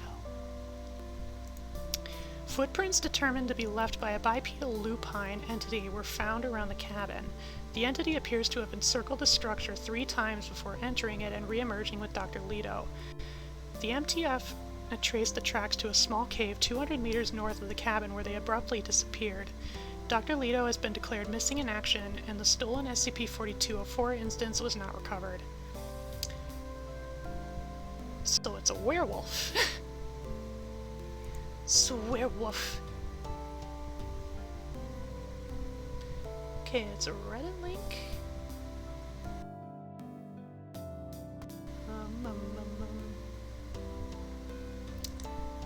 Yeah, I'll just quickly take a look. If it will want to load. I know that one YouTube link was having issues. And even if it really is unavailable to everyone, like, it still took a while to load. Compost the rich. What does this have to do with labs? Is it nothing? Well, then the toxins will get into the compost used to fertilize crops. Get into the crops. Ermagerd. Considering compost is misunderstood, they hear this another way. Don't eat the rich. Alright.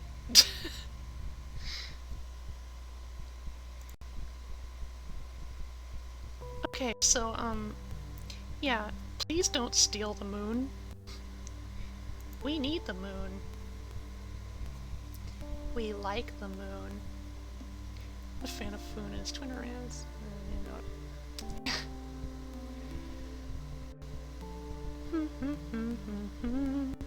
The incredible 51st Squiddy Squatty. Memoramento. The world idealized.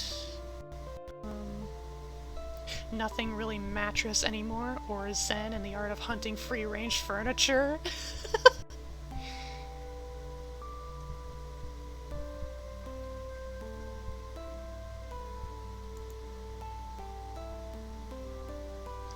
The Lonely Angel. I might keep that one in mind.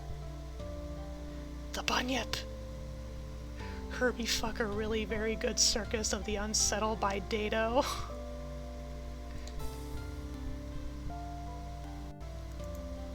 By girls for girls. This I gotta see. Which, I don't know. We'll go for it. Oh my goodness. Just Girly Things, by girls for girls.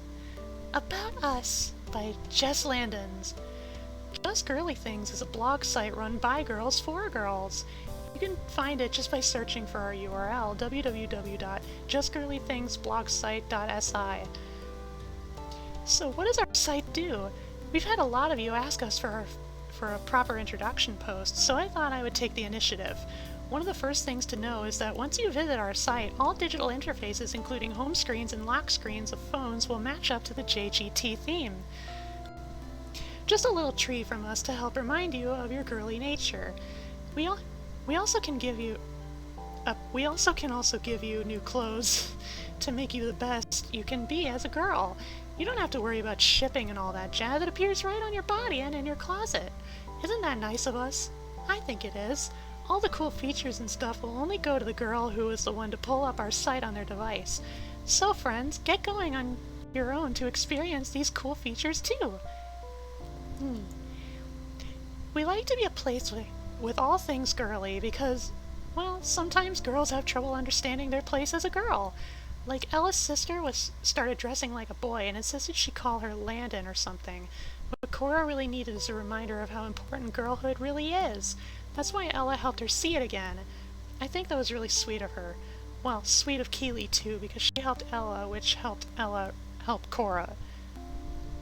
What? Anyways, Cora's boring boyish room turned all pink with dresses and makeup and nail polish and stuff. Like I always turn everything around me pink. Some girls don't think they're boys, but are just super into sports and stuff and still think they're true girls. Isn't that just dumb? Yeah, sure. Okay. Why do I get the feeling that,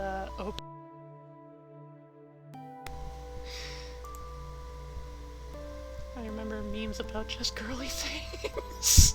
Oh no, god damn it!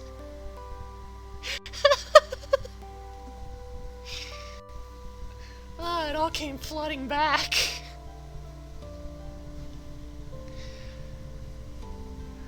Like, my old best friend likes soccer and watching sports ball or whatever. Like, come on, girl. Girls aren't supposed to have short hair, Cora and Molly.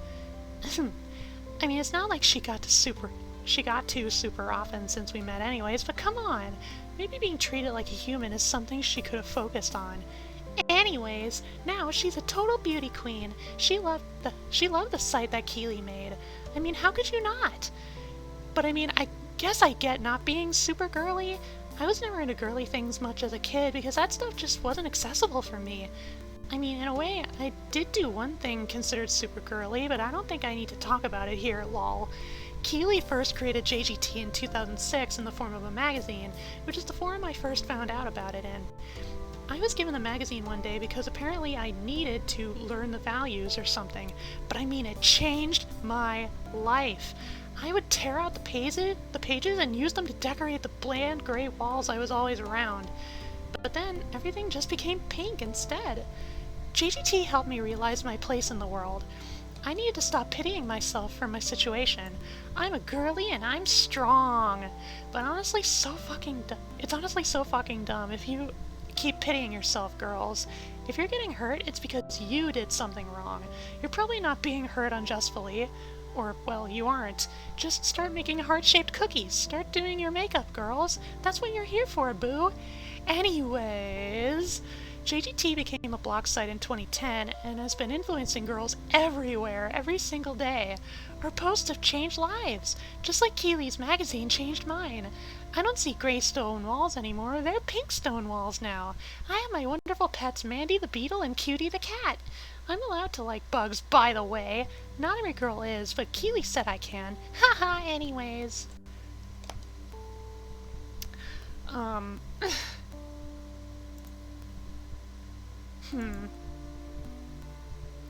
do I feel about this? I'm just kind of slightly uncomfortable. I thought I would like this or like be vaguely empowered by this, but like, I don't know. It's SCP, so obviously there's something sketch about it. Knowing things about our viewers or readers is really just part of us. I mean, have you ever read a teen magazine made for girls and they had quizzes that claimed they knew you? Claimed their quizzes could really help you in your future? Well, we're the version of that that's a digital and B totally for real. That's A, digital, and B, totally for real. None of that fake bullshit. We really do help our fellow girls. So, quiz! Jot down your answers on a sheet of paper and tally them up to see your results at the end. What would be your ideal day? finding your most treasured lost item at a thrift shop, redoing one of your worst moments and fixing it, getting revenge on who hurt you, or seeing someone you can never see again.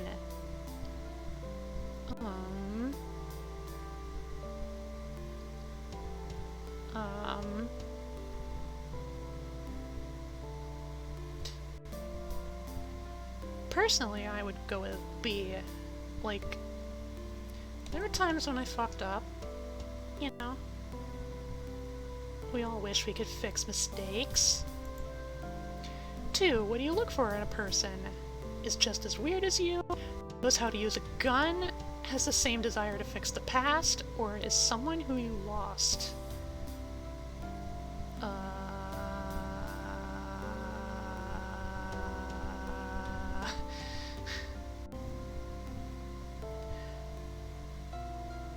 It's not... I don't entirely agree with it, but maybe A? You know? Like, I don't want things being too stagnant. 3, if you could have any superpower, what would it be? The ability to read minds, the ability to reverse time, the ability to communicate with past versions of yourself, the ability to talk to anyone no matter where they are in the universe.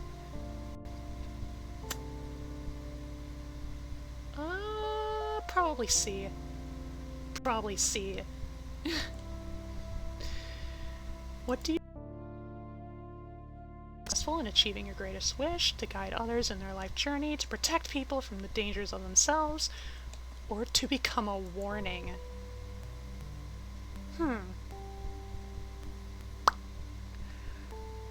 I would pick C.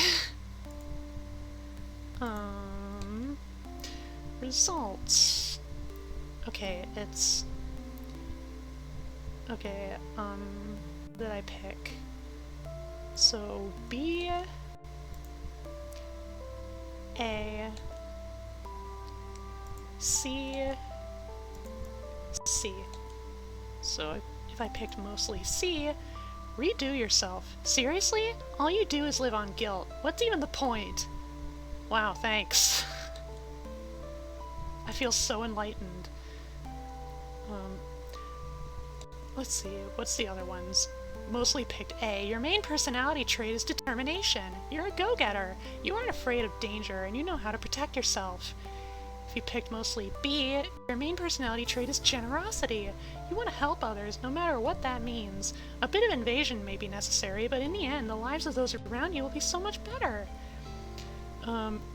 Picked mostly D. You missed them that much? You're pathetic. You should have been better. God. I hope that was fun. We got tons more quizzes over on our site. You should check it out. I hope I'm okay. I think I am. Huh.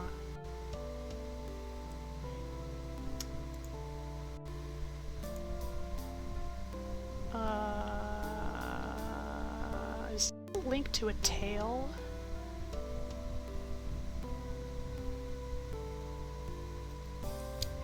Ella's Sickly Sweets, friendly warning that this article contains mentions of abuse, mental disorders, self-image issues, and other topics on the same scale. Please read with caution.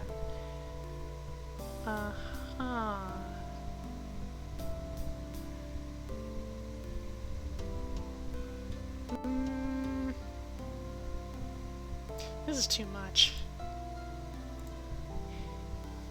A little too much.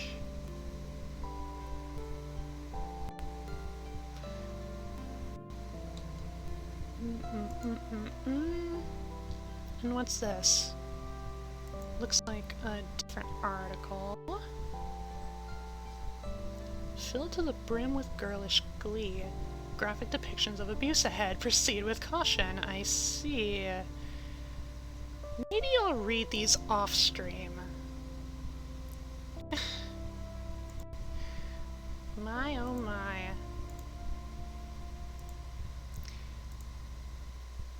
This is just its own sort of little rabbit hole, huh?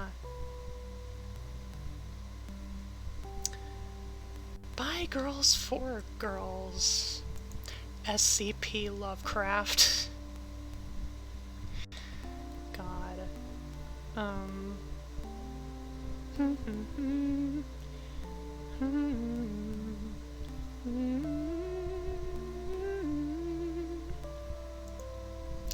beating sounds of 1,000 paper wings.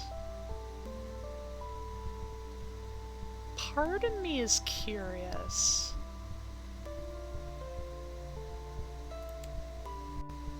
What if I just did a little peek? Uh-huh. Uh-huh. I figured. Oh, it's neutralized. I don't see many of those around the place. I'm not gonna read it.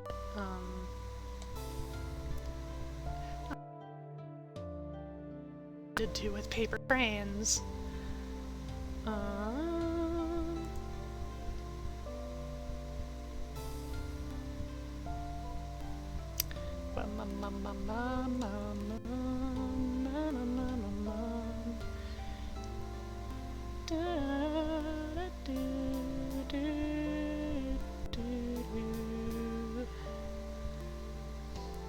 Leave room for Jesus.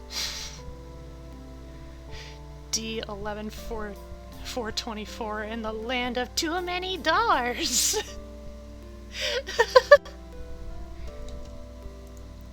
Pulp Fiction.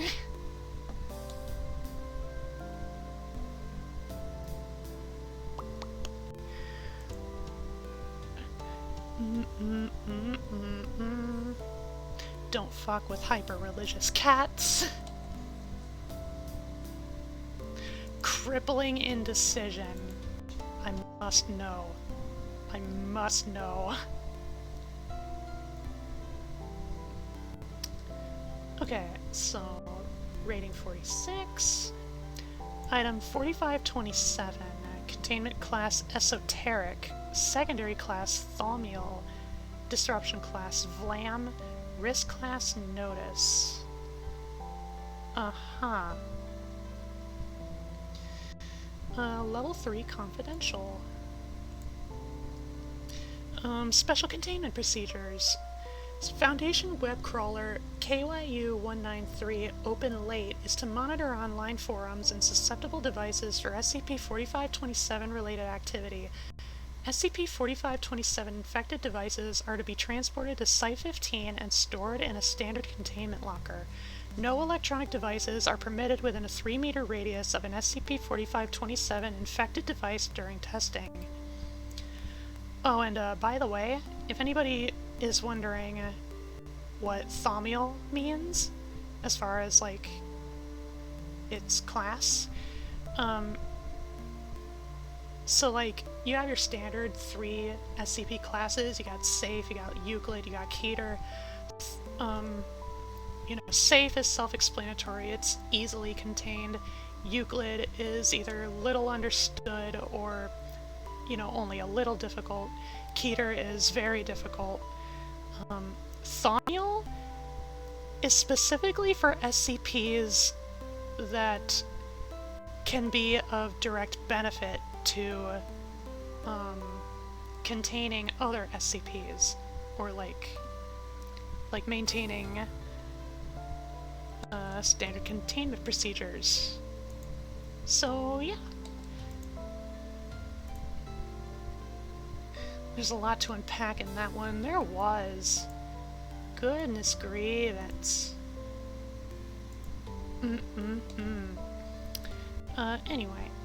Description: SCP-4527 is an application named Life Coach that manifests on internet-connected smartphones capable of spreading to devices in close proximity. Upon being opened, SCP-4527 will present a screen with 2 options: Manual and Auto. If Manual is selected, the screen will display a text input box and prompt the user to ask a question. When a question is entered, the application will generate a response, typically advisory. Again, returns the user to previous menu. If Auto is selected, SCP-4527 will automatically generate text identical need for 27 will generate this text in response to any situation the user runs across where advice may be given, regardless of severity. Each message generated is accompanied by an audible buzz. Testing is underway to determine if SCP-4527 is viable for use in Foundation operations. Addendum, it was January 10th, 2020. Notice from the Foundation Records and Information Security Administration. The following personal log was added to this page immediately preceding Incident 4527-1 by Senior Researcher Cameron Zhao and is being kept for archival purposes. Maria Jones, Director, RISA. November 19th. Got a new assignment today now that we're done with that anomalous washing machine. Didn't have any better luck this time. Got saddled with SCP-4527. You know those horoscope apps that are always like, the moon is full today, don't wash your underwear, or something? It's like that, but apparently it actually works. Played around with it today, but all it did was tell me I really should go brush my teeth. Don't know if I should be insulted. My breath can't be that bad. Could have been worse. Harold showed up late and got the sapient snot. Oh no. November 27th. Finally got some time to paint. I'm nearly done with the skyline, now I just have to do the water. If I quit procrastinating and get it done, I might give it to Cindy as a Christmas present, but she's already got that portrait that always looks like it's facing you. I don't know how she stands it. I'm creeped out just visiting her office. The testing's been alright. Nobody's come to throw me out for incompetence yet. We're starting small. Today we asked it about lunch, and it warned us the restaurant we were eyeing had a mold problem. Not the most interesting, but at least I don't have food poisoning. November 30th. Spend lunch break with the usual bunch, trying to come up with baby names for Kate. Hopefully she has the sense not to take any of them. The app really only does one thing, but we're starting to push it a little, see if it can decide things the user doesn't already know. Took us all afternoon to find a lactose-intolerant D, but we managed it in the end. Once we got him all good and blindfolded, we gave him a cup of water and a cup of milk, then asked the app which one to drink. It chose right every time. Pretty cool, huh? We should try some non-food experiments soon, though. I gotta stop filing experiments while hungry. December 4th. Harold brought a sample of the sapient snot to lunch today. He's lucky nobody punched him. That stuff smells like 3-week-old cat vomit, if said cat had been raised on a diet consisting solely of elephant droppings. Ew. I have no idea how he manages to test that thing. And because I just needed one more thing on my plate, the app's on my phone now. Not sure how, since we're not allowed to bring anything electronic near that thing. Guess I must have left it in my coat pocket or something and nobody bothered to check me. But it's here now. It's too damn late to deal with all the paperwork though. I'll drop it off in the morning. Or I'll procrastinate it until Thursday, like always. December 6th. Thursday it is. I took a chance and asked it about SCP-4527's document draft as I was typing it up, and it turns out the thing is pretty damn useful. Saved me from a lot of dumb mistakes. Who knew I still can't spell application? Maybe I'll get a spell checker once I turn this thing in, if my pride can take it. December 9th. Well, it's Thursday. I got that draft at Tyndall, and it's up in the database in record time. For me, anyways. Haven't turned the phone in yet. Another week can't hurt, can it?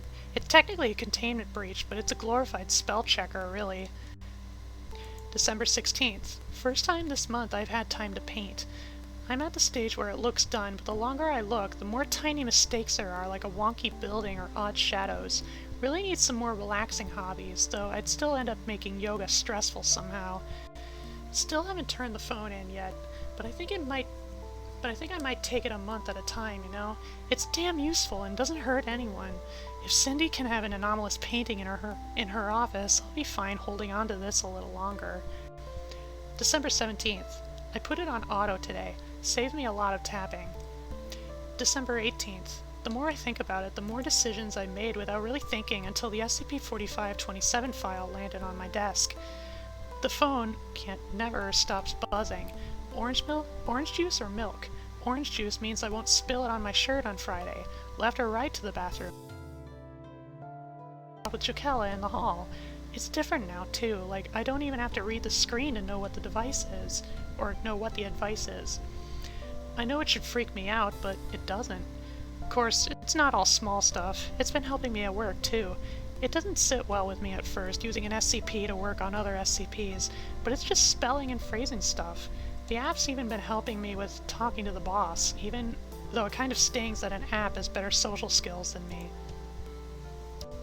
December 28th. I've only felt happier since this app got on my phone, but now I'm starting to have my doubts. For one, it's starting to cross my words out as I'm typing. Only on this phone, though. I guess it can't affect stuff that's not on the same thing it is. For another, I couldn't finish the goddamn painting because my phone buzzed every time I touched the canvas. It's like my overthinking dialed up to 100. I know it doesn't always matter. I know that it taking 5 more seconds to reach the office doesn't matter, but my phone keeps buzzing and buzzing and buzzing, and I can't help but listen. Why make a bad decision when you know which one is right? December 30th. Something's wrong. I tried to put it back on manual today, and the back button just wasn't there. So then I tried to delete it, and the phone said it uninstalled, but it's still there, buzzing. I've stuffed it in the bottom of my sock drawer, but I can still hear it. I know full well there's no way it's that loud, but that doesn't stop it from buzzing in my ear like my own personal swarm of bees. I guess I really do need that app. It started when I put salt in my coffee this morning, and it just got worse from there. Locked my keys in the car and showed up to work late just to find I'd forgotten my SCIPnet login. Got it reset after an earful from the tech guy, but that took up my entire morning. Wasn't over yet, though. I took a wrong turn and got lost trying to drive home. The whole time that infernal buzzing never left my ear. When I finally made it, I plopped down on my couch and sat there for a bit before I remembered that my parents are coming over for Christmas tonight. So I checked the time and realized I was supposed to be there an hour ago. I drive over there like a madman, and when I make it to the gate, there they are, luggage in hand and disappointment on their faces. I can feel them fuming at me from the guest bedroom. I caved. It's back in my pocket now. Everything's back to normal now. Still a bit rough with my parents, but it's always been like that. I don't know why they decided to come over the holidays anyways. I could have flown over to them if I asked for a couple of weeks leave. Guess they never stopped wanting to control or micromanage my life. The app still won't go back on manual though, but I'll learn to ignore all the buzzes of the useless ones, or buy some earmuffs. I hear they're in this year. Despite the passcode fiasco, Tyndall called me into a meeting today. They're offering me a level 3 senior researcher position at Site 65. Can you believe it? I've been at Site 15 for so long that I'm not sure if I want to take it. Moving means going back to questioning what people thought of me, back to glancing around to make sure I wasn't acting like a weirdo, back to eating alone and spending lunchtime in my office. Maybe it'll be a little better as a senior researcher, but I don't want to bet on it. Guess I'll sleep on it. Maybe I'll ask the app. It wants me to go. Not sure what I expected, to be honest. The only weird thing is the prediction doesn't back it up. It says I'll be winded by the sudden loss of my support system and retreat into myself, becoming known as a kind of office hermit. I don't know. It almost feels like it's trying to push me towards something. I'll tell Tyndall I need some more time to think. Something's wrong. It used to be I'd ask the app something, or it gave me something since it's on auto, and it'd spit out this big list of predictions, futures, and which decision to make. Now it only gives me 2 futures, no matter what. I asked my mother about the buzzing, and she can't hear it. Only I can. It's all in my head, and that's even scarier.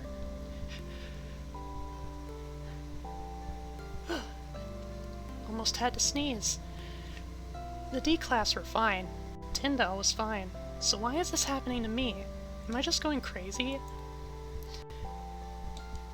I guess the question now is what I should do. It's only giving me one choice now. Stay inside. Not sure what that's meant to accomplish. Every buzz I ignore is another bee in the unholy hive in my head. Stuffed it back into my sock drawer, but I can't just sit on it. I'll end up fishing it out of the drawer and doing what it tells me to eventually, if only to make the buzzing stop. Someone needs to know, but how? Site 15 is 20 miles away, and I know I can't drive over there and turn myself in without the bees breaking my skull clean open. I'm fine.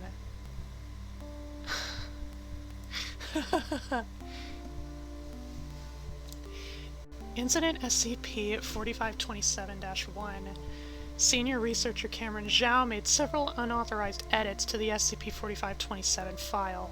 Upon investigation, Zhao was found within their residence, holding their smartphone and requesting assistance. The smartphone was later found to contain an instance of SCP-4527 and was removed from their possession. Following psychological assessment and treatment, Zhao was administered Class C amnestics and reassigned to another project. Follow-up testing to verify Zhao's claims commenced on January 21st, 2020, under the direction of Dr. Catherine Tyndall. As of August 7th, 2020, no new anomalous properties have been observed. Reclassification to Thaumiel has been authorized. Oh god. Oh god, even if it's supposed to help, it's still terrifying. Still end up making yoga stressful somehow. Same fam. No, wifey! No! No, I will help you relax. I will snuggle and cuddle you, and I won't let go.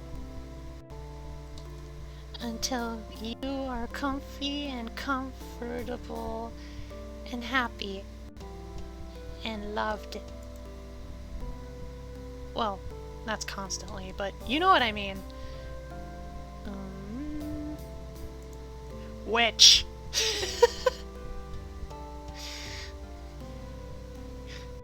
I'm kind of tempted, but...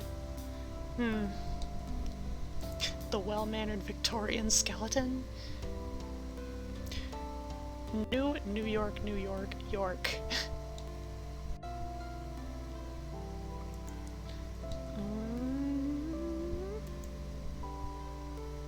I put my lettuce in the crisper and now it's sapient.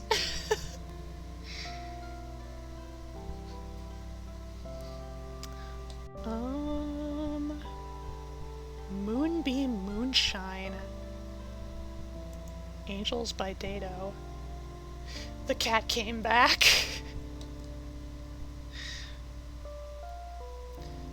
And the cat came back and wouldn't stay away. Sitting on the porch the very next day. 3D printed spiders printing, printed printers printing, spider printers printing spiders, printing printed spider printers printing, printing spider printers, printing spider.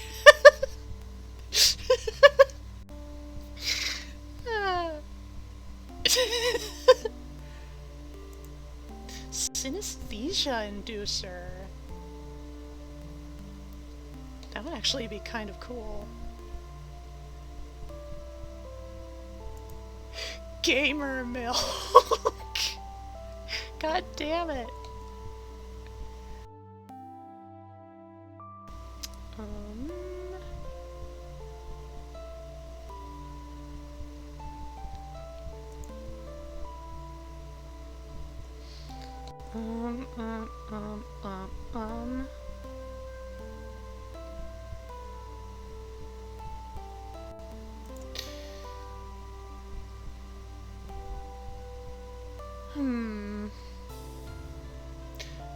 I want to look into either Do Not Go Gentle Into That Good Night or The Ladies Matchmaker.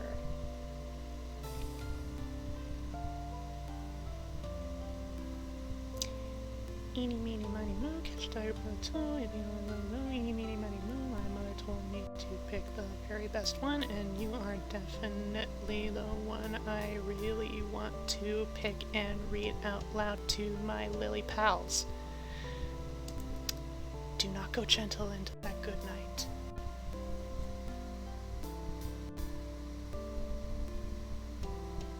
Whoa.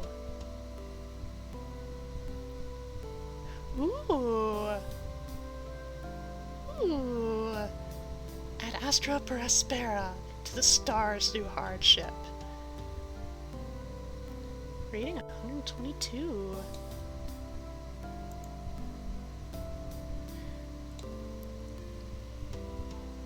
Where can I get more of this aesthetic? This is my shit. Let's see. SCP-4790, Containment Class Pending. Level 4, 4790, Extrasolar. Disruption Class EKHI. Alpha Centauri A and B, photographed by the ESA with the Hubble Space Telescope and NASA. Special containment procedures. Scientific consensus on Alpha Centauri B is to be falsified and mainstream publications altered to explain its abnormal properties as the product of non-anomalous magnetic field disturbance. Theories on the possibility of extraterrestrial life emerging at Alpha Centauri are to be met with extreme skepticism and discredited when possible. Description: SCP-4790 refers to a series of abnormal phenomena associated with Alpha Centauri B, officially Ptolemy, a star 4.37 light-years from Earth. Initial Hubble observation detected a field of irregular gravitational activity surrounding Ptolemy, extending from 5.1 to 16 astronomical units away from the star. Objects within the range disobey causal laws, regularly exhibiting random fluctuations in size, composition, velocity, and ontology. In all instances, objects in Ptolemy's stellar neighborhood become trapped at the edge of an unexpectedly powerful gravity well, forming a roughly 0.05 AU thick debris field around the star at a distance of 0.9 AU.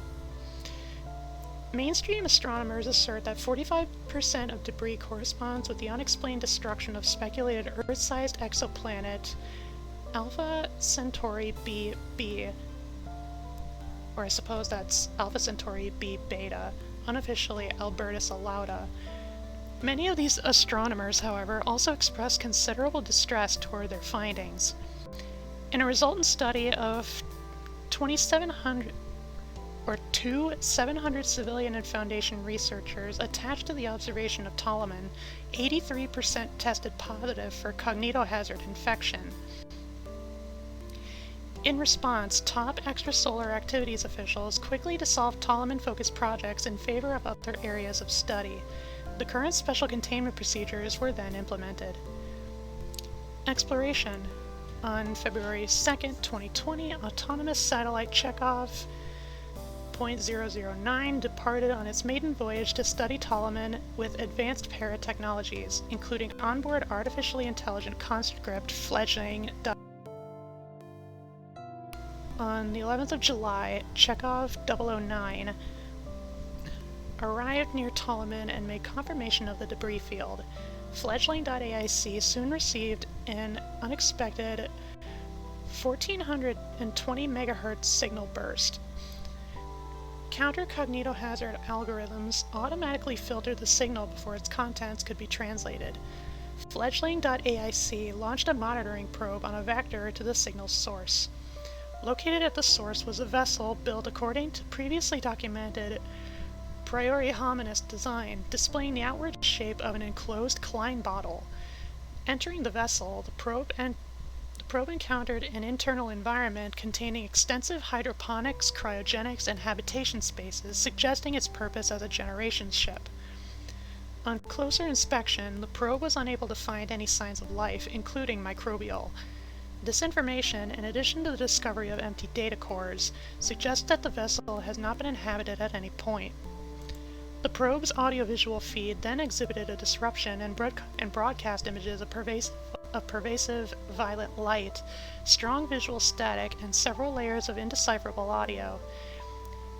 This broadcast persists despite all attempts by Fledgling.aic at powering down the probe, which cannot be recovered. Since first receiving the transmission, Fledgling.aic reports experiencing tactile sensations of fluttering in the abdomen, a symptom of human anxiety, despite lacking a physical body. The AIC also notes feelings of regret and general dread toward the state of the Alpha Centauri system. It requested to leave. Fledgling.aic detected 160 other spacefaring vessels trapped in the debris field. All vessels are of similar fabrication, suggesting each vessel is a generation ship from the same extrasolar location. All attempts at hailing these vessels have resulted in failure. update detected. Accessing update. Updated containment procedures. The Alpha Centauri system is under quarantine. Travel within 600 AU of Alpha Centauri AB is suspended indefinitely. Fledgling.aic is to transmit its findings to Extrasolar Activities Monitoring Station Erebus 07, located on Luna, at which point all data will be seized. All associated personnel are to then be amnesticized and transferred. Pursuant to Artificially Intelligent Conscript Standard Principle, Fledgling AIC must undergo expungement of all Chekhov 009 systems and begin immediate and indefinite cessation of activity. And apparently, 1 AU, astronomical unit, equals 149.6 million kilometers, the average distance between the planet Earth and the Sun. Good to know. Oh? There's more. There had to have been more. Okay. Level 5 clearance accepted. Welcome 057. 05 internal memo. 2 05 1 2 13 CC Director of Extrasolar Activities, Director Project Heimdall, Director of Project Galaxius, Subject Chekhov 009 findings. Alongside the evident destruction to Alpha Centauri B, worse than we feared, Fledgling.aic detected a signal emitting from within a spacefaring vessel, codename Ianthine Herald. The signal contained the following information. Information expunged. See attachments. By order of the 05, all communications data on board Chekhov 009 has been expunged from reality. Projections on the historical size of the priori hominis sphere of influence are to be reassessed. The Minotaur has escaped the labyrinth. Whether they faced it head-on or merely gone into hiding, it does not matter. We must remain ever vigilant. Notice you have one new attachment. Expunged information summary. Forget.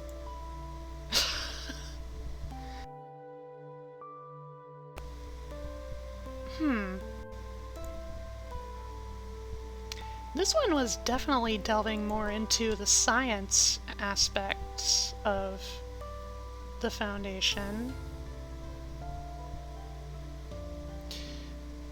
There may be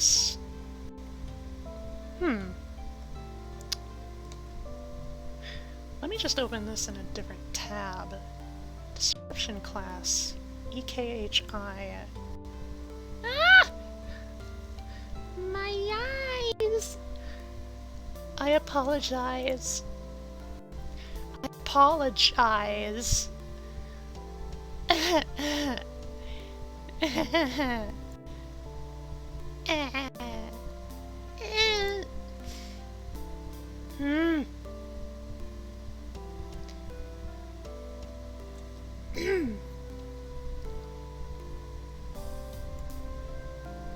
Wow, it's already been 2 hours?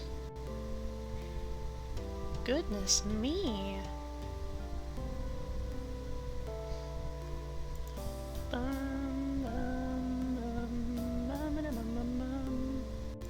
Okay, Anomaly Classification System, ACS Guide. What is ACS? ACS is a new classification system that adds further depth to the already existing object class system. It is not intended to replace the current object class system, it is only meant to enhance it.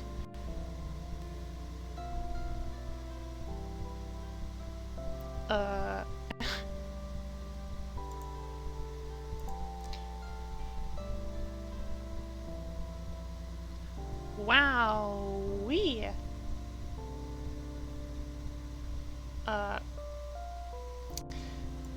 This is showing a lot at once.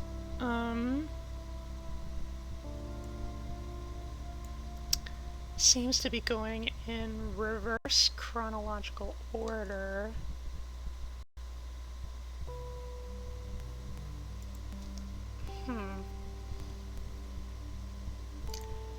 That's a bit much.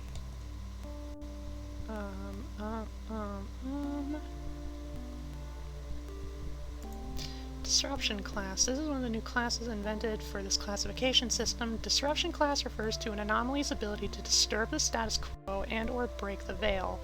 This is the secure part of Secure, Contain, Protect. When considering the disruption class of an object, ask yourself these questions. How swiftly will the influence of the anomaly spread? How far will it spread if left unchecked? And how easily can the Foundation neutralize its effects? Okay.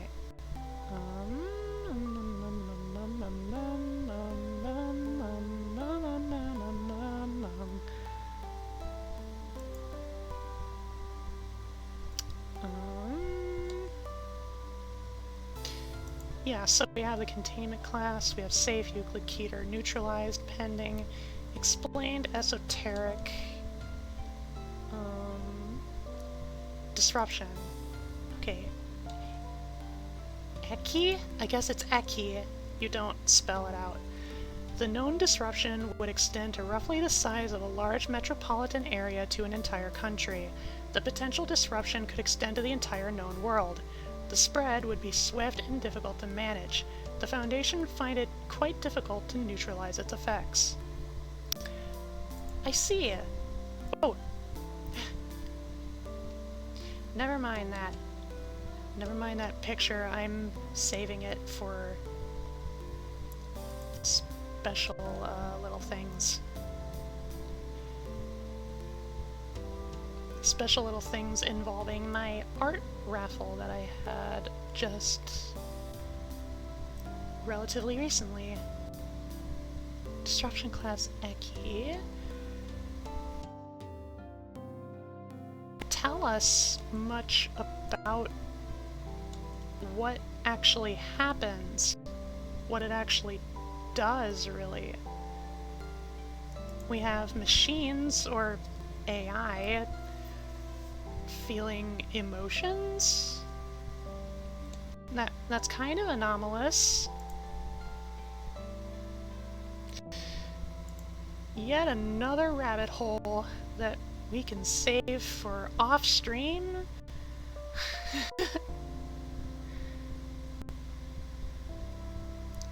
And I think to alleviate some of that confusion, let's just go right into the next one, the ladies' matchmaker.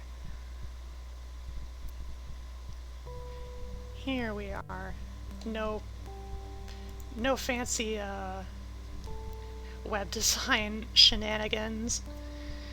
Let's see. SCP-4791, Object Class Neutralized. See Significant Novels. Special Containment Procedures. SCP-4791 instances will be kept in the Site-34 library for archival purposes. And of note, it also has a rating of 41, so not a lot, but it is overall positive. Description: SCP-4791 refers to Dr. Moreau's Hadowell, the Ladies' Matchmaker, a series of novels belonging to the genre of crime fiction written by POI 4791, MH.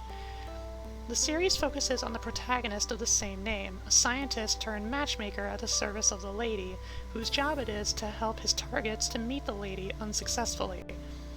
The methods chosen by Dr. Moreau's Hadowell always consist of causing lethal damage to his targets until they are rendered disabled. The lady's character is never seen in the series, her existence being solely referred to by Dr. Moreau's Hadowell. She is often described as a pale woman, thin and covered with a veil, gone missing since Omega Day. At the end of the reading of an SCP-4791 instance, the subjects will suffer a physical ailment related to the method chosen by Dr. Moreau's Hadowell for the lady's return for 2 hours. Addendum 1. The following is a foreword that appears in all SCP-4791 instances. Greetings, my dear reader. By opening this book, you will know in depth the vicissitudes of Moreau's, a person like you and me, who only wants to make his lady happy and bring her suitors out of earthly poverty. I hope that throughout your reading you feel that your protagonist feels and you realize his quest. Addendum 2. Significant Novels. Healthy mind in a dormant body. the chronologically first novel in the series set after Omega Day. The novel begins with Moreau's waking up from a nightmare caused by the recent disappearance of the lady. He suffers an identity crisis, rethinking about returning to his work as a scientist. During the course of the novel, Moreau's reconciles with his matchmaking aspect and finds his next target, a homeless man. Moreau's incapacitates the homeless man and surgically removes the brain. At the end, Moreau's cuts the brain in half in an attempt to bring the lady back, with no success. Effect: loss of perception of external stimuli, perception of bilocation.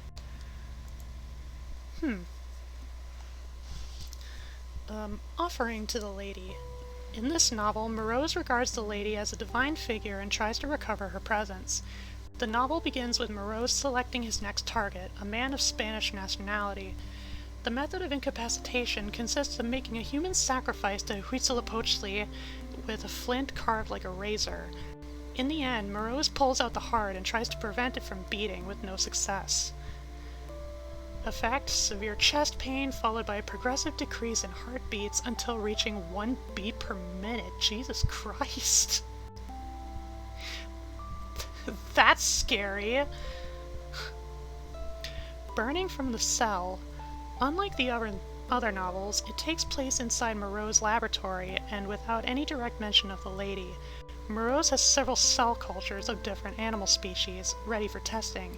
The same result occurs in all of them, the incineration of the cultures without effect, burning sensation in random parts of the body. Eden is the first grave. First novel to deviate from the genre of crime novel, embracing surrealist elements. In it, Moreau, along with a soldier whose name is unknown, infiltrate an abandoned scientific research center, following a clue to the whereabouts of the lady. When they reach the alleged whereabouts, a gate emerges in the middle of the room. Before crossing it, the soldier looks sadly at Moreau and returns. After crossing the door, Moreau finds himself in a daisy garden. Finally, he arrives at a house, in which he finds a woman with blonde hair and a pale face without life. The remaining pages are blank. Effect: 2 hours after completing the reading, the words, "Oh my lady, now the world can never know you as you truly are," manifested on the previously blank pages. Immediately following this, all SCP-4791 instances stopped exhibiting anomalous properties.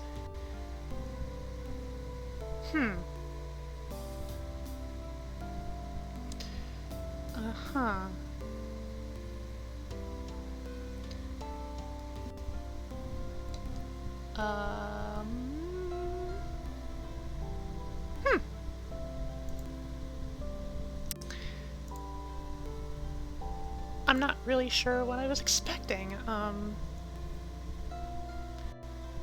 That is vaguely interesting. I don't mean to say that like it's like passive aggressive. It's just neat.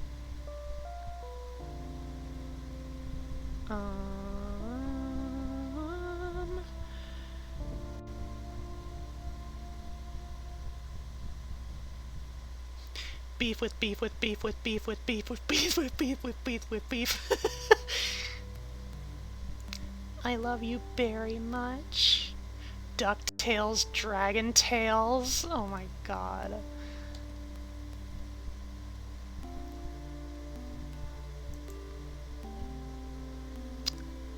My eyes are gravitating around Akanostra.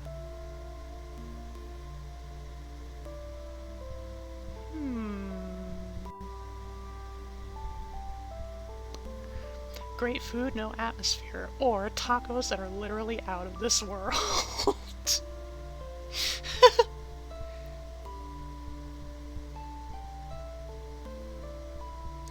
The demon Lancelot and the flying city of Papadopoulos.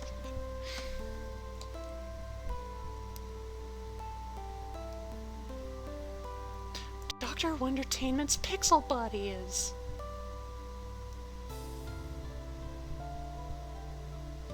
Let's do Wondertainment. Wondertainment is always interesting. SCP-4876. with a rating of 100. Nice. Object Class Safe. Special Containment Procedures. All recovered instances of SCP-4876 are to be kept in Storage Locker 82 at Site 13. Instances used for testing and interviews are to be stored in Storage Locker 83. During testing, SCP-4876 is to be hosted onto computers with no internet or site intranet connection. Laptops used for testing are to be kept within Test Locker 8. Access is authorized to Level 3 personnel. Testing with SCP-4876-H instances are prohibited. Description: SCP-4876 refers to a collection of 46 8GB flash drives with a decorative pixel design of various colors on the exterior. Each drive is inhabited by a pixelated sapient entity, and there are several variants designated as A through H. On the packaging, the entities are stated to be named Dr. Wondertainment's Pixel, and each is assigned a name. The following document is attached. Have a digital friend with Dr. Wondertainment's Pixel Buddies! Watch them on your screen and enjoy their company. Just play digital home, then the fun begins. Wow! When the drives are connected to a device, the entities will appear on the screen and interact with the subject through speech bubbles. Instances are able to manipulate files on the request of the user. Accessing the drive reveals a single .exe file with the name of the instance. No alterations can be made to the drive's contents. Attempting to delete the files results in the instance informing the user it feels ticklish. Removing the drive seemingly removes the instance, though caution is still exercised for the security of containment. Instances are generally jovial and are aware of the nature of their existence. They are social and vary in appearance, though their design is simplistic. They are able to see the user if a camera is installed, and are able to hear via microphone. Removal of the drive has no negative effects on them, and they retain all memories. Below is a profile of a few variants of instances. Designation: SCP-4876-A, or SAM. Description: a green entity with only a head. According to SCP-4876-A, it is supposed to be a reptile or serpent of sorts. SCP-4876-A expresses at times it is unsure of what Dr. Wondertainment intended. It possesses several facial expressions and enjoys engaging in dialogue with personnel. He does look kinda cute. Designation: SCP-4876-B, Texty. Description: instance consists of only speech blocks which manifest at the corners of the screen. Instance most commonly enjoys producing text telling a story upon a subject's request. It is able to save texts it produced as PDF files for a subject to enjoy later if desired. If the monitor is connected to a printer, it is able to print these texts. It is able to print out the text in various colors despite there being only black ink. My throat. SCP-4876-C, Terry the Cephalopod. Description: entity has the appearance of a purple cephalopod with 6 tentacles. It can discuss oceans and beaches. The desktop wallpaper will be altered to an image beneath the surface of a body of water. It is also capable of printing out images in black ink, even if the ink cartridges of the printer are empty. Designation: SCP-4876-D, Bo. Description: a sprite depicting a brown dog. Its text box, when communicating, displays that it is barking in text, while beneath it is a translation of it in parentheses. Instance possesses a simple walk animation. Notably, the instance comes with the pixelated bone and tennis ball, which can be selected from the drive. The items can be used to interact with the D instance as an actual dog. Designation: SCP-4876-F, Bob the Thing. Description: instance is an unknown mammalian possessing only 2 legs. According to the instance, it describes itself to be like a bear. The instance can open available drawing software and produce childlike illustrations. The user may make requests to the instance which lead to a high-quality result. Designation: SCP-4876-H, QB. Description: a gray cube with a black outline that has a smiling face in the middle. It deviates heavily from other instances. H instances behave under the pretense of being helpful and friendly, but are sadistic. Instances seek to manipulate the user and can produce a lethal visual cognitohazard when threatened. The effect of the cognitohazard occurs only when viewed directly. Class C inoculations are sufficient to be immune to the hazard. Instances all share the same memory and experiences via unknown means. Its drive is inaccessible, and instances can create non-anomalous computer viruses. H instances possess a dislike towards Dr. Wondertainment. But where's G? There's no G? Where's the G? Where's G? Is this a separate link? I think it is. Sprite sheets of the characters are available. Let's just take a little look. A little look-see. Following some sprite sheets I created from observing SCP-4876 instances, still working on recreating the other damaged sheets. It sure was fun to make these.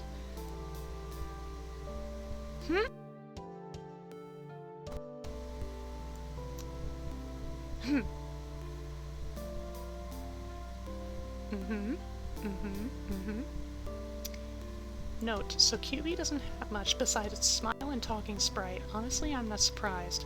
Also, according to what we found, it was supposed to be blue.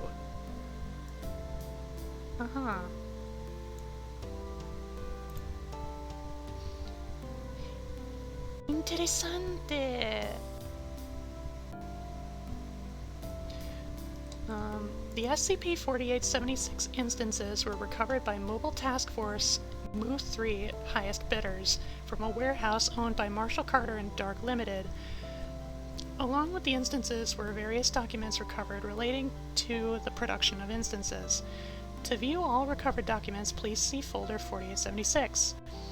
Some were designated by Marshall Carter and Dark as originals, which refer to the first line of instances that were created and activated. These are used for testing and interviewing due to their past memory extending beyond their later counterparts, except for SCP-4876-H.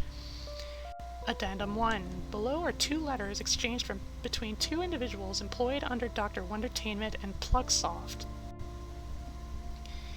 Hang on.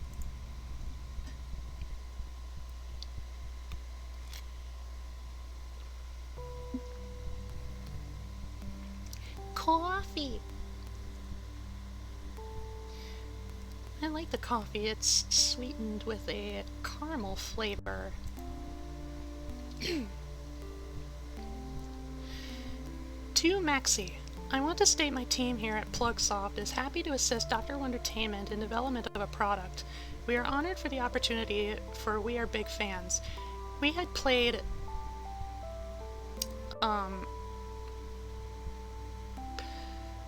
blank Mo many times, especially me when I was younger.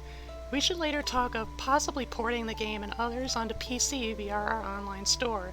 It is unfortunate it is unplayable for many due to the demise of the Pretendo. Anyway, we began production on the Pixel Buddies and created additional sprite animations. The AI is good and simple for 2 of the personalities so far. Kids will surely love them as their virtual friends. Will you be collecting the prototypes for approval at Wondertainment? Sincerely, John. Dear John, you're deeply welcome, and we are happy to collaborate with you and your team. We also appreciate your fondness of old blank Mo. Sadly, due to Dr. Wondertainment specializing mostly in toys, the Pretendo and games didn't turn out as impressive as we hoped. I would love to discuss bringing back the games, though, one of these days. Anyway, back to the Pixel Buddies. Our lovely Isabel will pay regular visits to see your progress and collect anything you may have. She will be directing you guys pretty much, and will have a final say on behalf of the good old Doc himself. Everything will be wonderful. Sincerely, Maxi Maximilian. And we have a couple of interview logs. About time. Interviewing Sam. Interviewer Dr. Richard Thomas. Hello. Hi, how have you been? Fine, thank you. Today I will be asking you some questions, SCP-4876-A. I want to know more about you. Aw, thank you. Well, what would you like to know? I would like to learn to play golf, but No, I want to ask you about where you came from. Do you have any memory at your time at Plugsoft? Definitely. It's not much though, for it was me being plugged into a monitor to do tests. What kind of tests? Oh, basic stuff. They wanted me to frown or smile, respond to questions and all. Nothing much before waking up again at Dr. Wondertainment. What do you remember at Wondertainment? More testing and questions. Notably, I got to see Wondertainment himself. Well, a small glimpse of him, and he was kind of far away. Can you describe him? Not really. I just recognized the suit and mustache. How would you know of those details about him? His face was painted on signs and stuff. It was a cartoon depiction of him wearing a hard hat within the room. Anything else? Nope. I get unplugged and sent back to Plugsoft. Alright, well, what are you capable of? Do you possess any features unknown to us? I'm just here to have a nice chat with. One more thing. I noticed you have somewhat of an advanced vocabulary. Weren't you intended for children? We are for everyone. We can talk a certain way based on who we are talking to. Everyone deserves a friend, I remember being said by an employee at Plugsoft. Interesting. I believe that concludes our interview. Thank you. Don't mention it. Let's talk soon. Sure. Goodbye. Very friendly. And then interviewed as Texty. Hello, pal. Having a great day? I sure hope you have. Hello and thank you. I've been fine. Great, pal. I'd like to ask you some questions. Do you recall anything of interest at Plugsoft? Well, yes. I saw QB being made at a nearby desk. There was a concept art of him hung around. Only time I got a glimpse at our production. It's kind of cool. Anything you can tell me about it? Yes. The guy working at the desk looked kind of creepy. He wore gray and was not tidy. There was some unorganized papers. Unprofessional, if you ask me.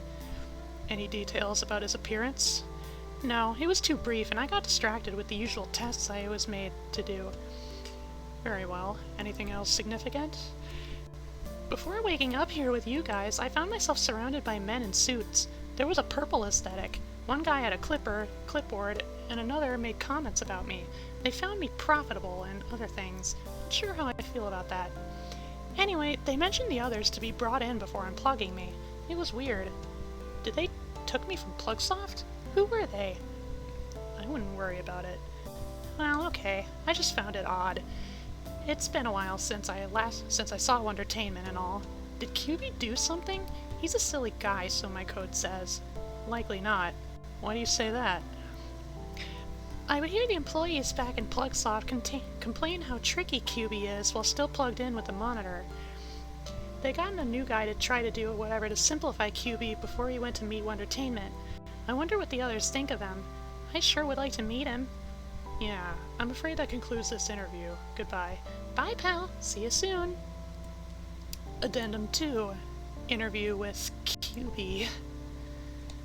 Forward, Dr. Thomas received Class C inoculations to be immune to SCP 4876-H's cognitohazard. Begin log. Hello, Doctor. Nice to meet you. Hello, SCP 4876-H. I have some questions for you. Questions? Golly, what do you want to know?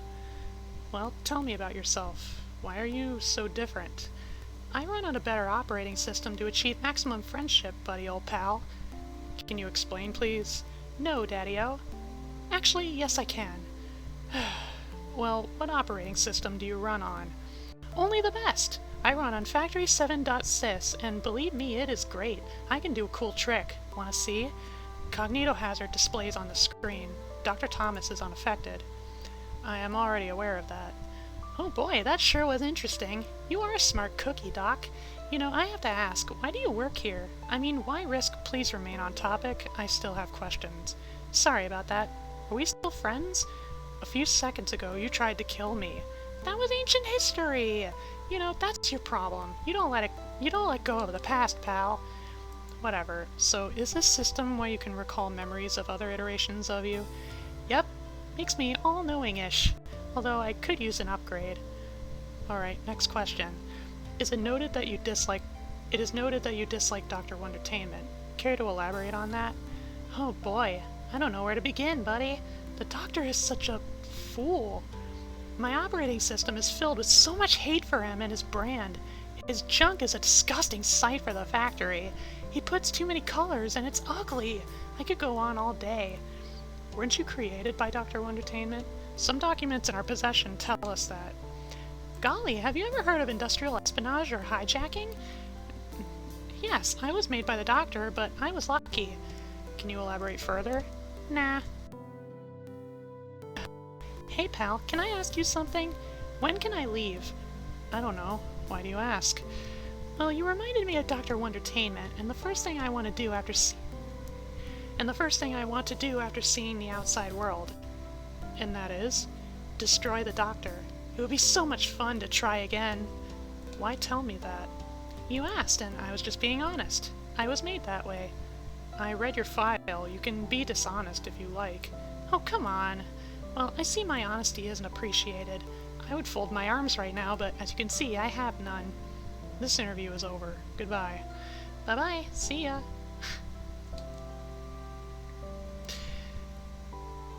Fun little computer gremlins. Kiwi gives me strong flowy vibes. Same! Absolutely, 100%.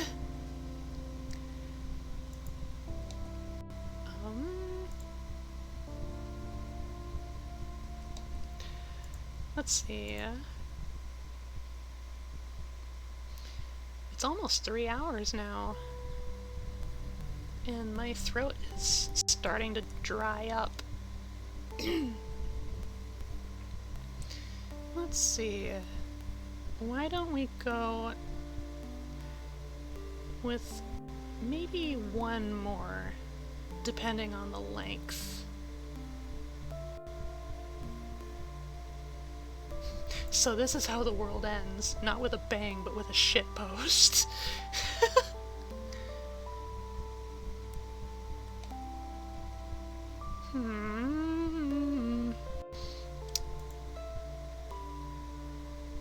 Thaw me, Elvis. Dak Hunt Remister. Why the Foundation funded a hentai to awaken a Sumerian love goddess? Or How I Learned to Stop Worrying and Love Kadeshnanaya. Teotihuacan Pterodactylactory. God.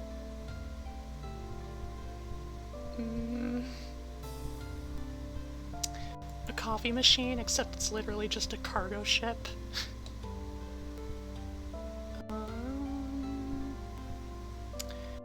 Why don't we go back,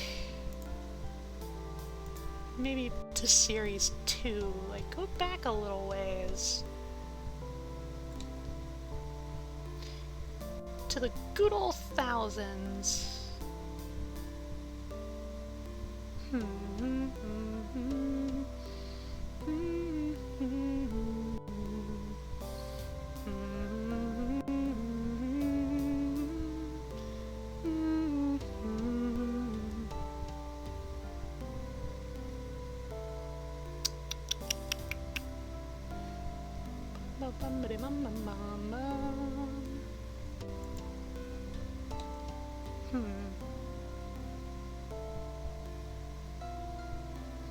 A lovely bunch of coconuts.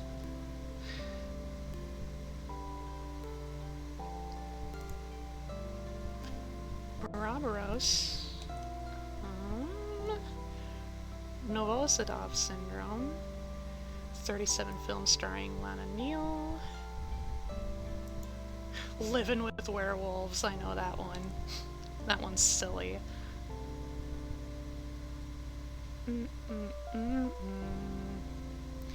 Squeedle-deedle-dee!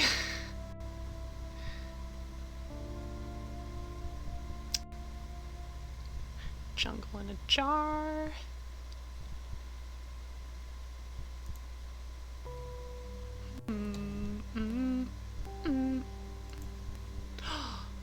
Here's an idea.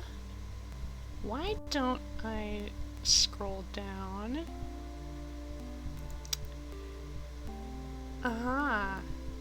To the year I was born. 1995. It's the Infinite Devil Machine. With a rating of 132. Sounds solid. SCP-1995. Object Containment Procedures. Due to the nature of SCP-1995, the location where it was discovered has been converted to Armed Research Site 1995, located at coordinates blank degrees, blank blitz, blank north degrees, blank east. The entrance of the mine is at approximately 1,000 meters above sea level, while the object itself is around 800 meters above sea level. The location of ARS 1995 is restricted on a need-to-know basis. The object is currently housed in a chamber measuring approximately 10 meters by 10 meters by 15 meters, consisting of natural granitic formation reinforced with hardened concrete around the majority of the chamber, with a 4 meter by 2 meter airlock on the easternmost side. The airlock leads to a 2.5 meter hallway, which is to be kept at a near vacuum unless personnel and/or equipment are being transported to the main chamber. Personnel entering the chamber must be equipped with Level A hazmat equipment. In the event of an emergency, additional Level A hazmat equipment is stored in Storage Area 1995-2, adjacent to the main containment chamber. SCP-1995 is monitored by an array of sensors which detect the exact time of an event, energy released during an event, and exact temperature to thousandths of a Kelvin. The total energy released during an event and the exact time of an event are to be recorded and noted in Ledger 1995-1. Deviations in time between events or energy released during an event are to be reported to the Level 3 researcher on site immediately.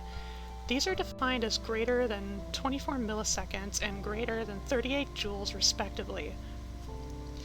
Description: SCP-1995 is a tablet that appears to be made of granite, measuring approximately 25 centimeters by 15 centimeters by 5 centimeters. The tablet is not anomalous in appearance, displaying a word in Pashto which translates to trapped feet, escape, see Addendum 1995-1. The temperature of the tablet is constant at 282.67 Kelvin and is not affected by changes in ambient temperature. I don't know exactly how hot 282 Kelvin is. I imagine it's pretty dang hot, but, you know. SCP-1995 nullifies kinetic energy. Due to this effect, the tablet cannot be destroyed, and objects that collide with the item will remain undamaged. The object's secondary effect is that contact with the item precipitates a massive drop in surface temperature. Exposed human flesh will within seconds develop frostbite consistent with prolonged exposure. At the conclusion of each dormant cycle, SCP-1995 enters an active phase lasting 1.37 seconds, during which time it releases all energy it has absorbed during the preceding dormant cycle. Of note is the fact that the energy is not released uniformly. Rather, it seems to match the pattern of energy input during the dormant cycle. Due to the constant kinetic energy applied through conduction of thermal energy via the air and ground and gravity, and the short length of events, an event will always release a fairly large amount of ionizing radiation. SCP-1995 was discovered in southern blank by a mining expedition searching for gold deposits. I need a drunk.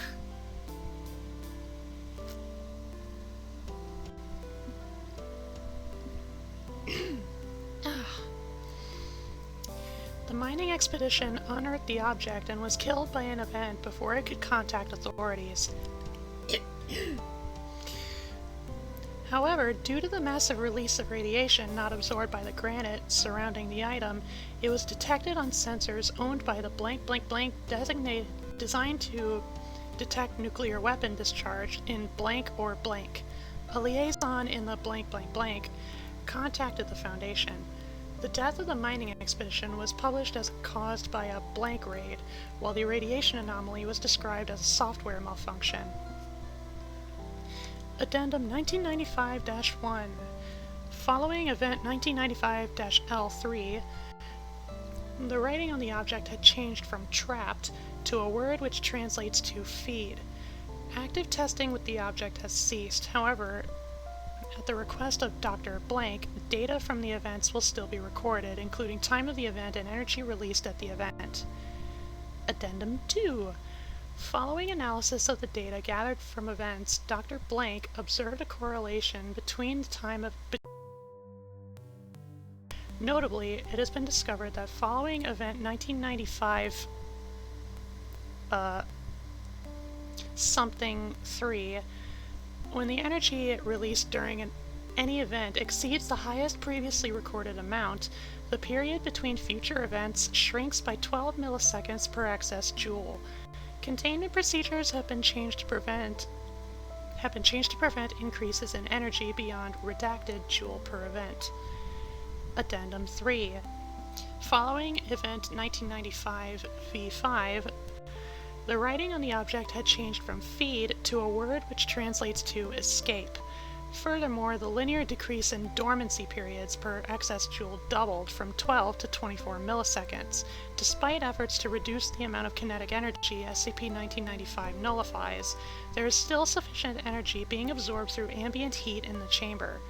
Research is now focusing on methods to reduce the ambient heat in the chamber drastically. So, it's super hot, it's thermodynamic, it's radioactive, it's indestructible. The Infinite Devil Machine. Infinite Devil Machine.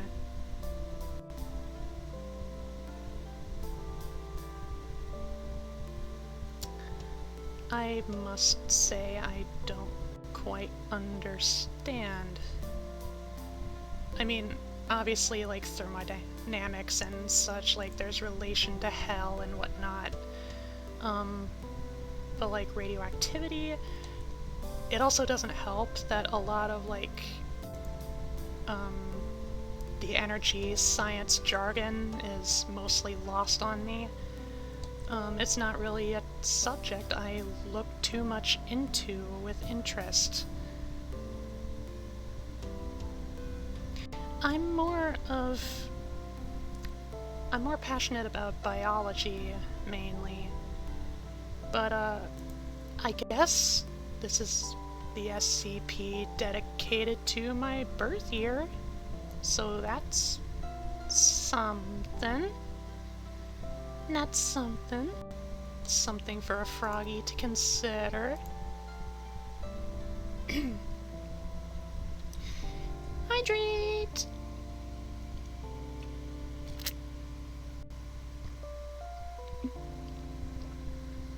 Oh, it's like 48 degrees Fahrenheit. Wow, it's actually cool to the touch. I don't know Kelvin, other than the fact that 0 degrees Kelvin is absolute zero. And nothing survives absolute zero, so... yeah. Yeah. We're coming up on 3 hours now. I think that just about ought to wrap up spooky, weird, silly science stuff.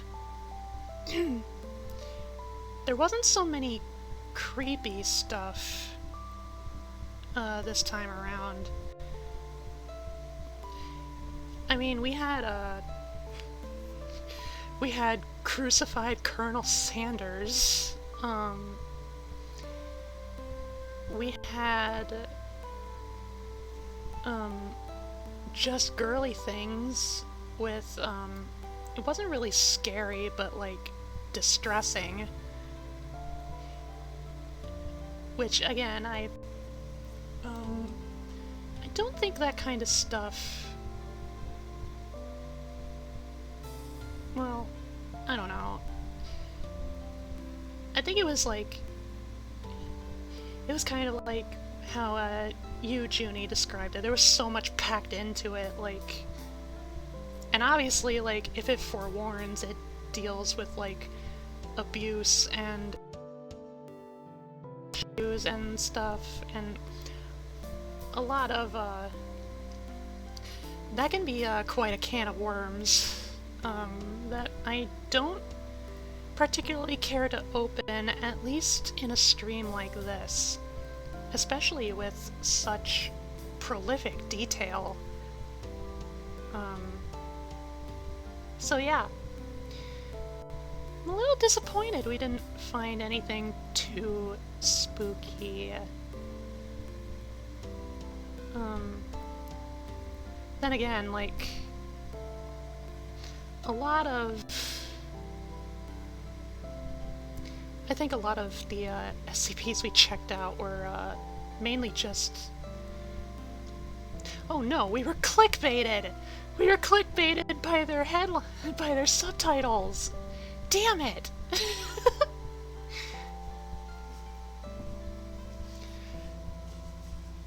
We found them more enjoyable than anything else. By and large. Or just, like, casual interest. And then, like, the Alpha Centauri one, like, I just have no idea what's going on there.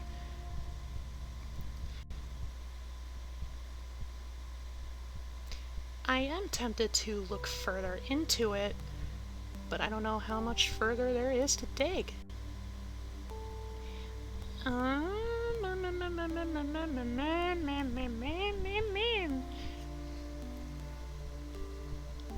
Yeah, that's it. I think that's it for SCP tonight, and I suppose I'll just give some free promotion. SCP 6000! The contest has just begun!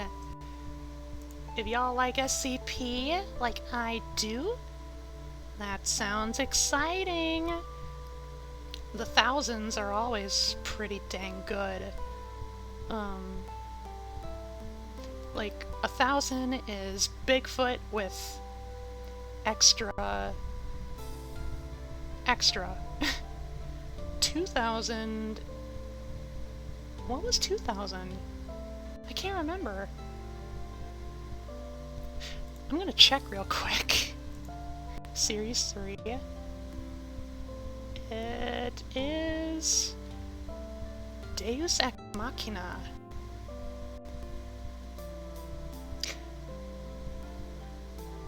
I feel like I should know it. Like, I've checked it out somewhere at some point in time.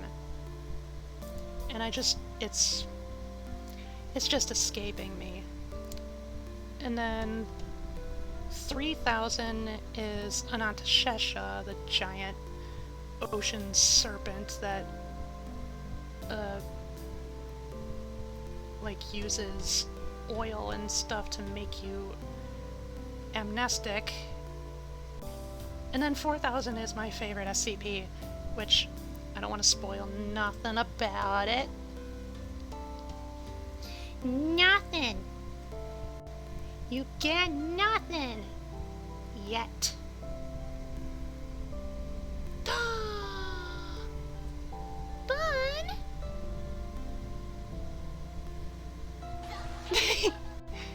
Savardo! Hello, Bun! How's it going? Hamter. Hello, Raiders! Hello, Violet. Hello, Chroma. Hello, Hamter. You know, for the sake of the raid, I was just talking about how I was getting close to wrapping up, but I think you gotta do something special for the raiders. Special for my friends.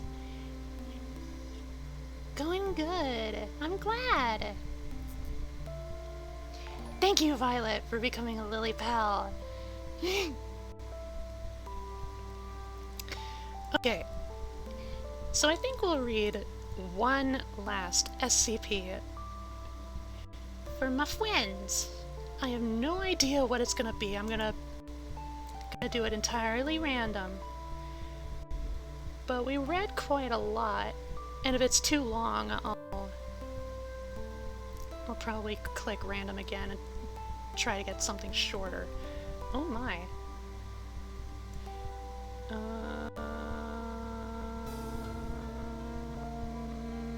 Too long. Too long. I don't want to kill my throat. I got a stream tomorrow, so...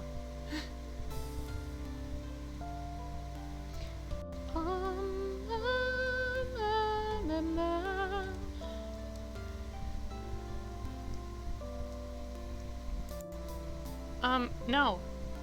Bad website. No. No, I want something different. I'm sure it's totally fascinating, but... Okay, I preemptively saw. Okay, I'm just gonna... Series 3. Let's do the SCP of the current year. I know I just finished off on 1995, which is the year I was born. Here, SCP 2021, single-sided paper.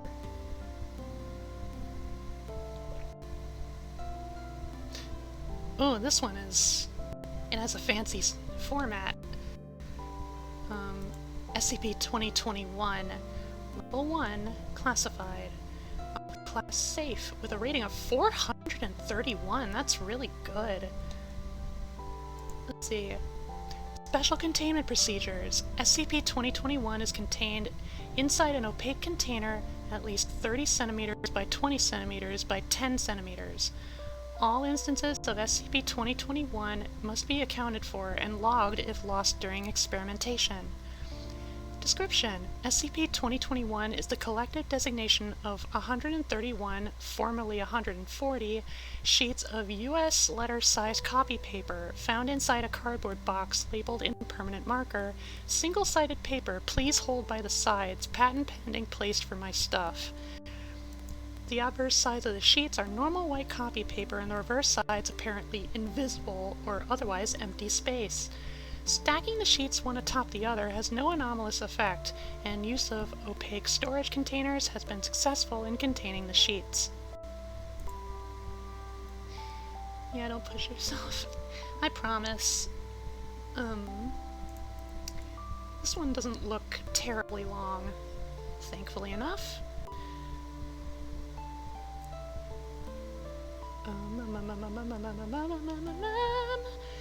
Experiments 2021-1 to -3. Attending researcher Dr. Jamie Marlowe, D14190, and D blank, and one hamster. Note, prior to the experiment, Dr. Marlowe lost grip on a sheet of SCP-2021, causing it to land obverse down onto a table. Instance could not be retrieved and no trace of the sheet could be detected. Whoops! Log 1. Dr. Marlowe places a sheet with a strip of tape affixed to the edge to allow for easier retrieval.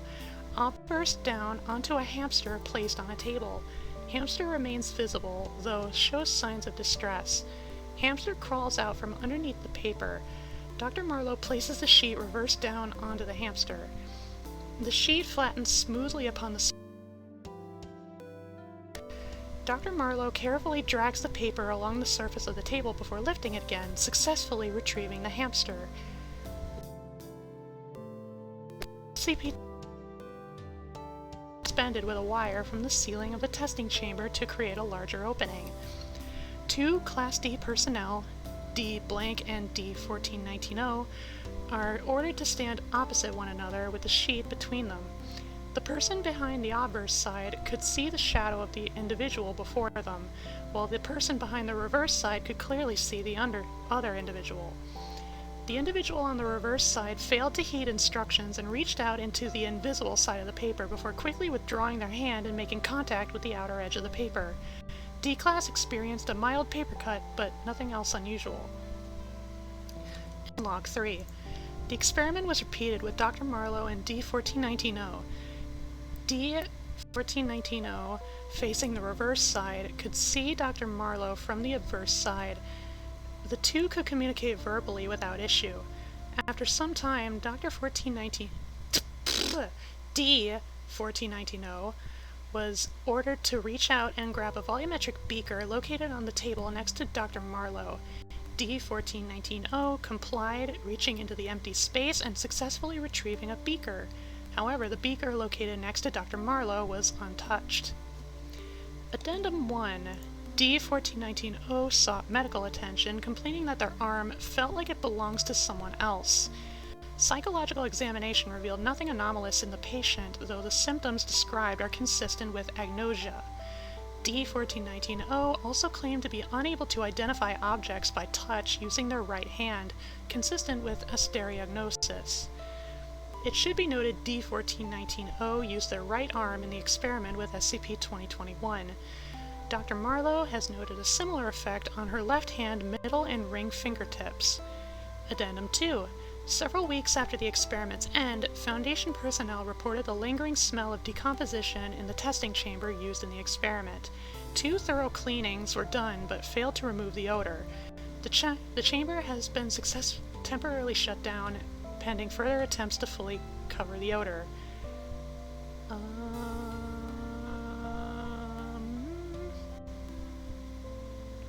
Lingering smell of decomposition.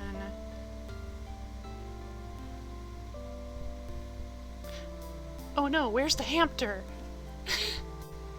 What happened to the hamster? Oh god, the hamster! Oh, spooky. Menacing paper. Okay. That was fun. That was closer to some of the stuff I was hoping to find in this little venture. And with that said, I think that is where I'm gonna cut it off before I wear my throat down any further. The good news is that even though my throat is getting drier and drier by the second, I have tasty, tasty caramelized coffee in hand, and it's in a very large smiley face mug, and I love it.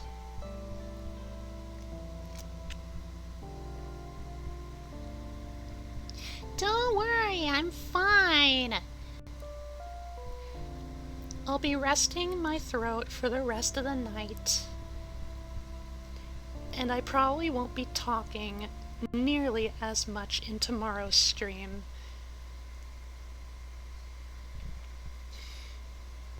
That was a fun one. I'm glad. I'm glad we found that one.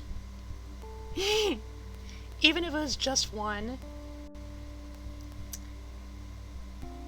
Redeem hydrate. I will drunk.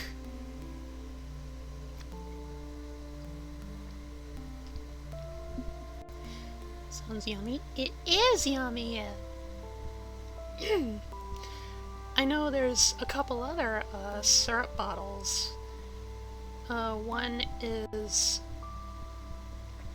I thought it was butterscotch, but it's actually like butter something else.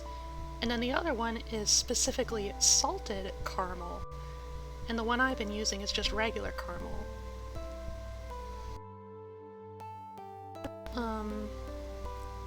They're fairly big bottles of syrup, so... and I tend to use only 2, occasionally 3 teaspoons of the stuff, and then just fill the rest with milk. Usually, my mug is like 50% coffee. Well, maybe more like 70%. Really fun, baby. I'm glad. I'm happy you all came to listen to Froggy spout off confusing science jargon along with extra-dimensional men's butt portals. Raiders, y'all are gonna have to watch the VOD for that one. That's the first one we got. Thinking about looking into stuff like that, you should. I am quite... I'm not really a connoisseur of coffee, but I am like a coffee enthusiast, a coffee drinking enthusiast. And you know, I don't really care if I drink caffeinated or not because, you know, caffeine doesn't work on me. I have ADHD. So, like, it doesn't work as intended.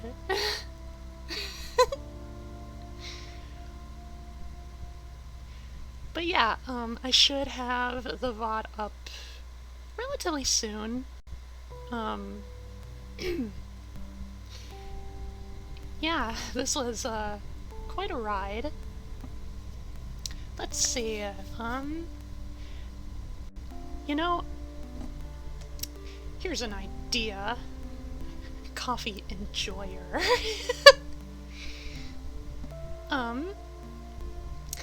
Here's an idea because the thought just crossed my mind. I don't actually have an ending slide or like stream, like closing out stream screen. That could probably be something I could work on tomorrow.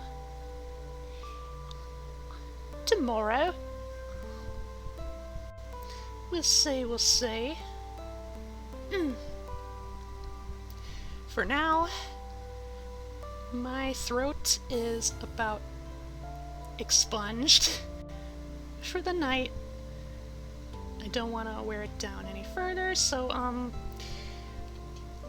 why don't we find someone to raid? And before I forget, raid message is just...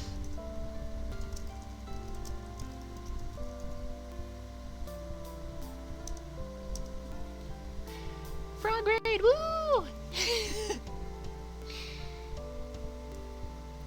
And now, let's find someone worthy of a frog's eyeball visions and promotion and support and love. Let's see.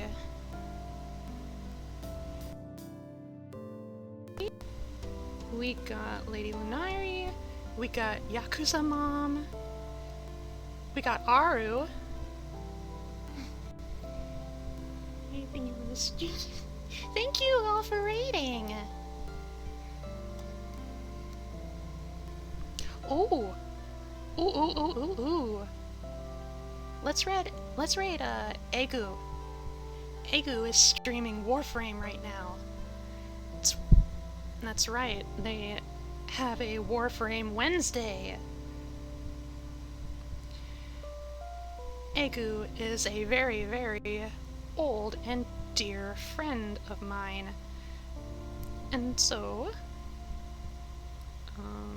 hang on. I'm pulling up his stream, on my phone, so it doesn't put too much pressure on my potato. Okay, here we go. /raid Egu Tamago.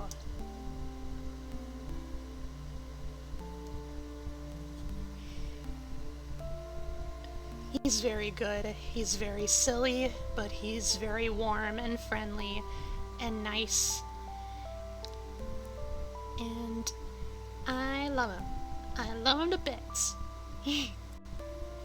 So thank you all for coming and listening, tuning in, whether it was simply to lurk or, you know, just have my voice in the background or something. Really very much appreciated. With that said, oh yeah, swimmy!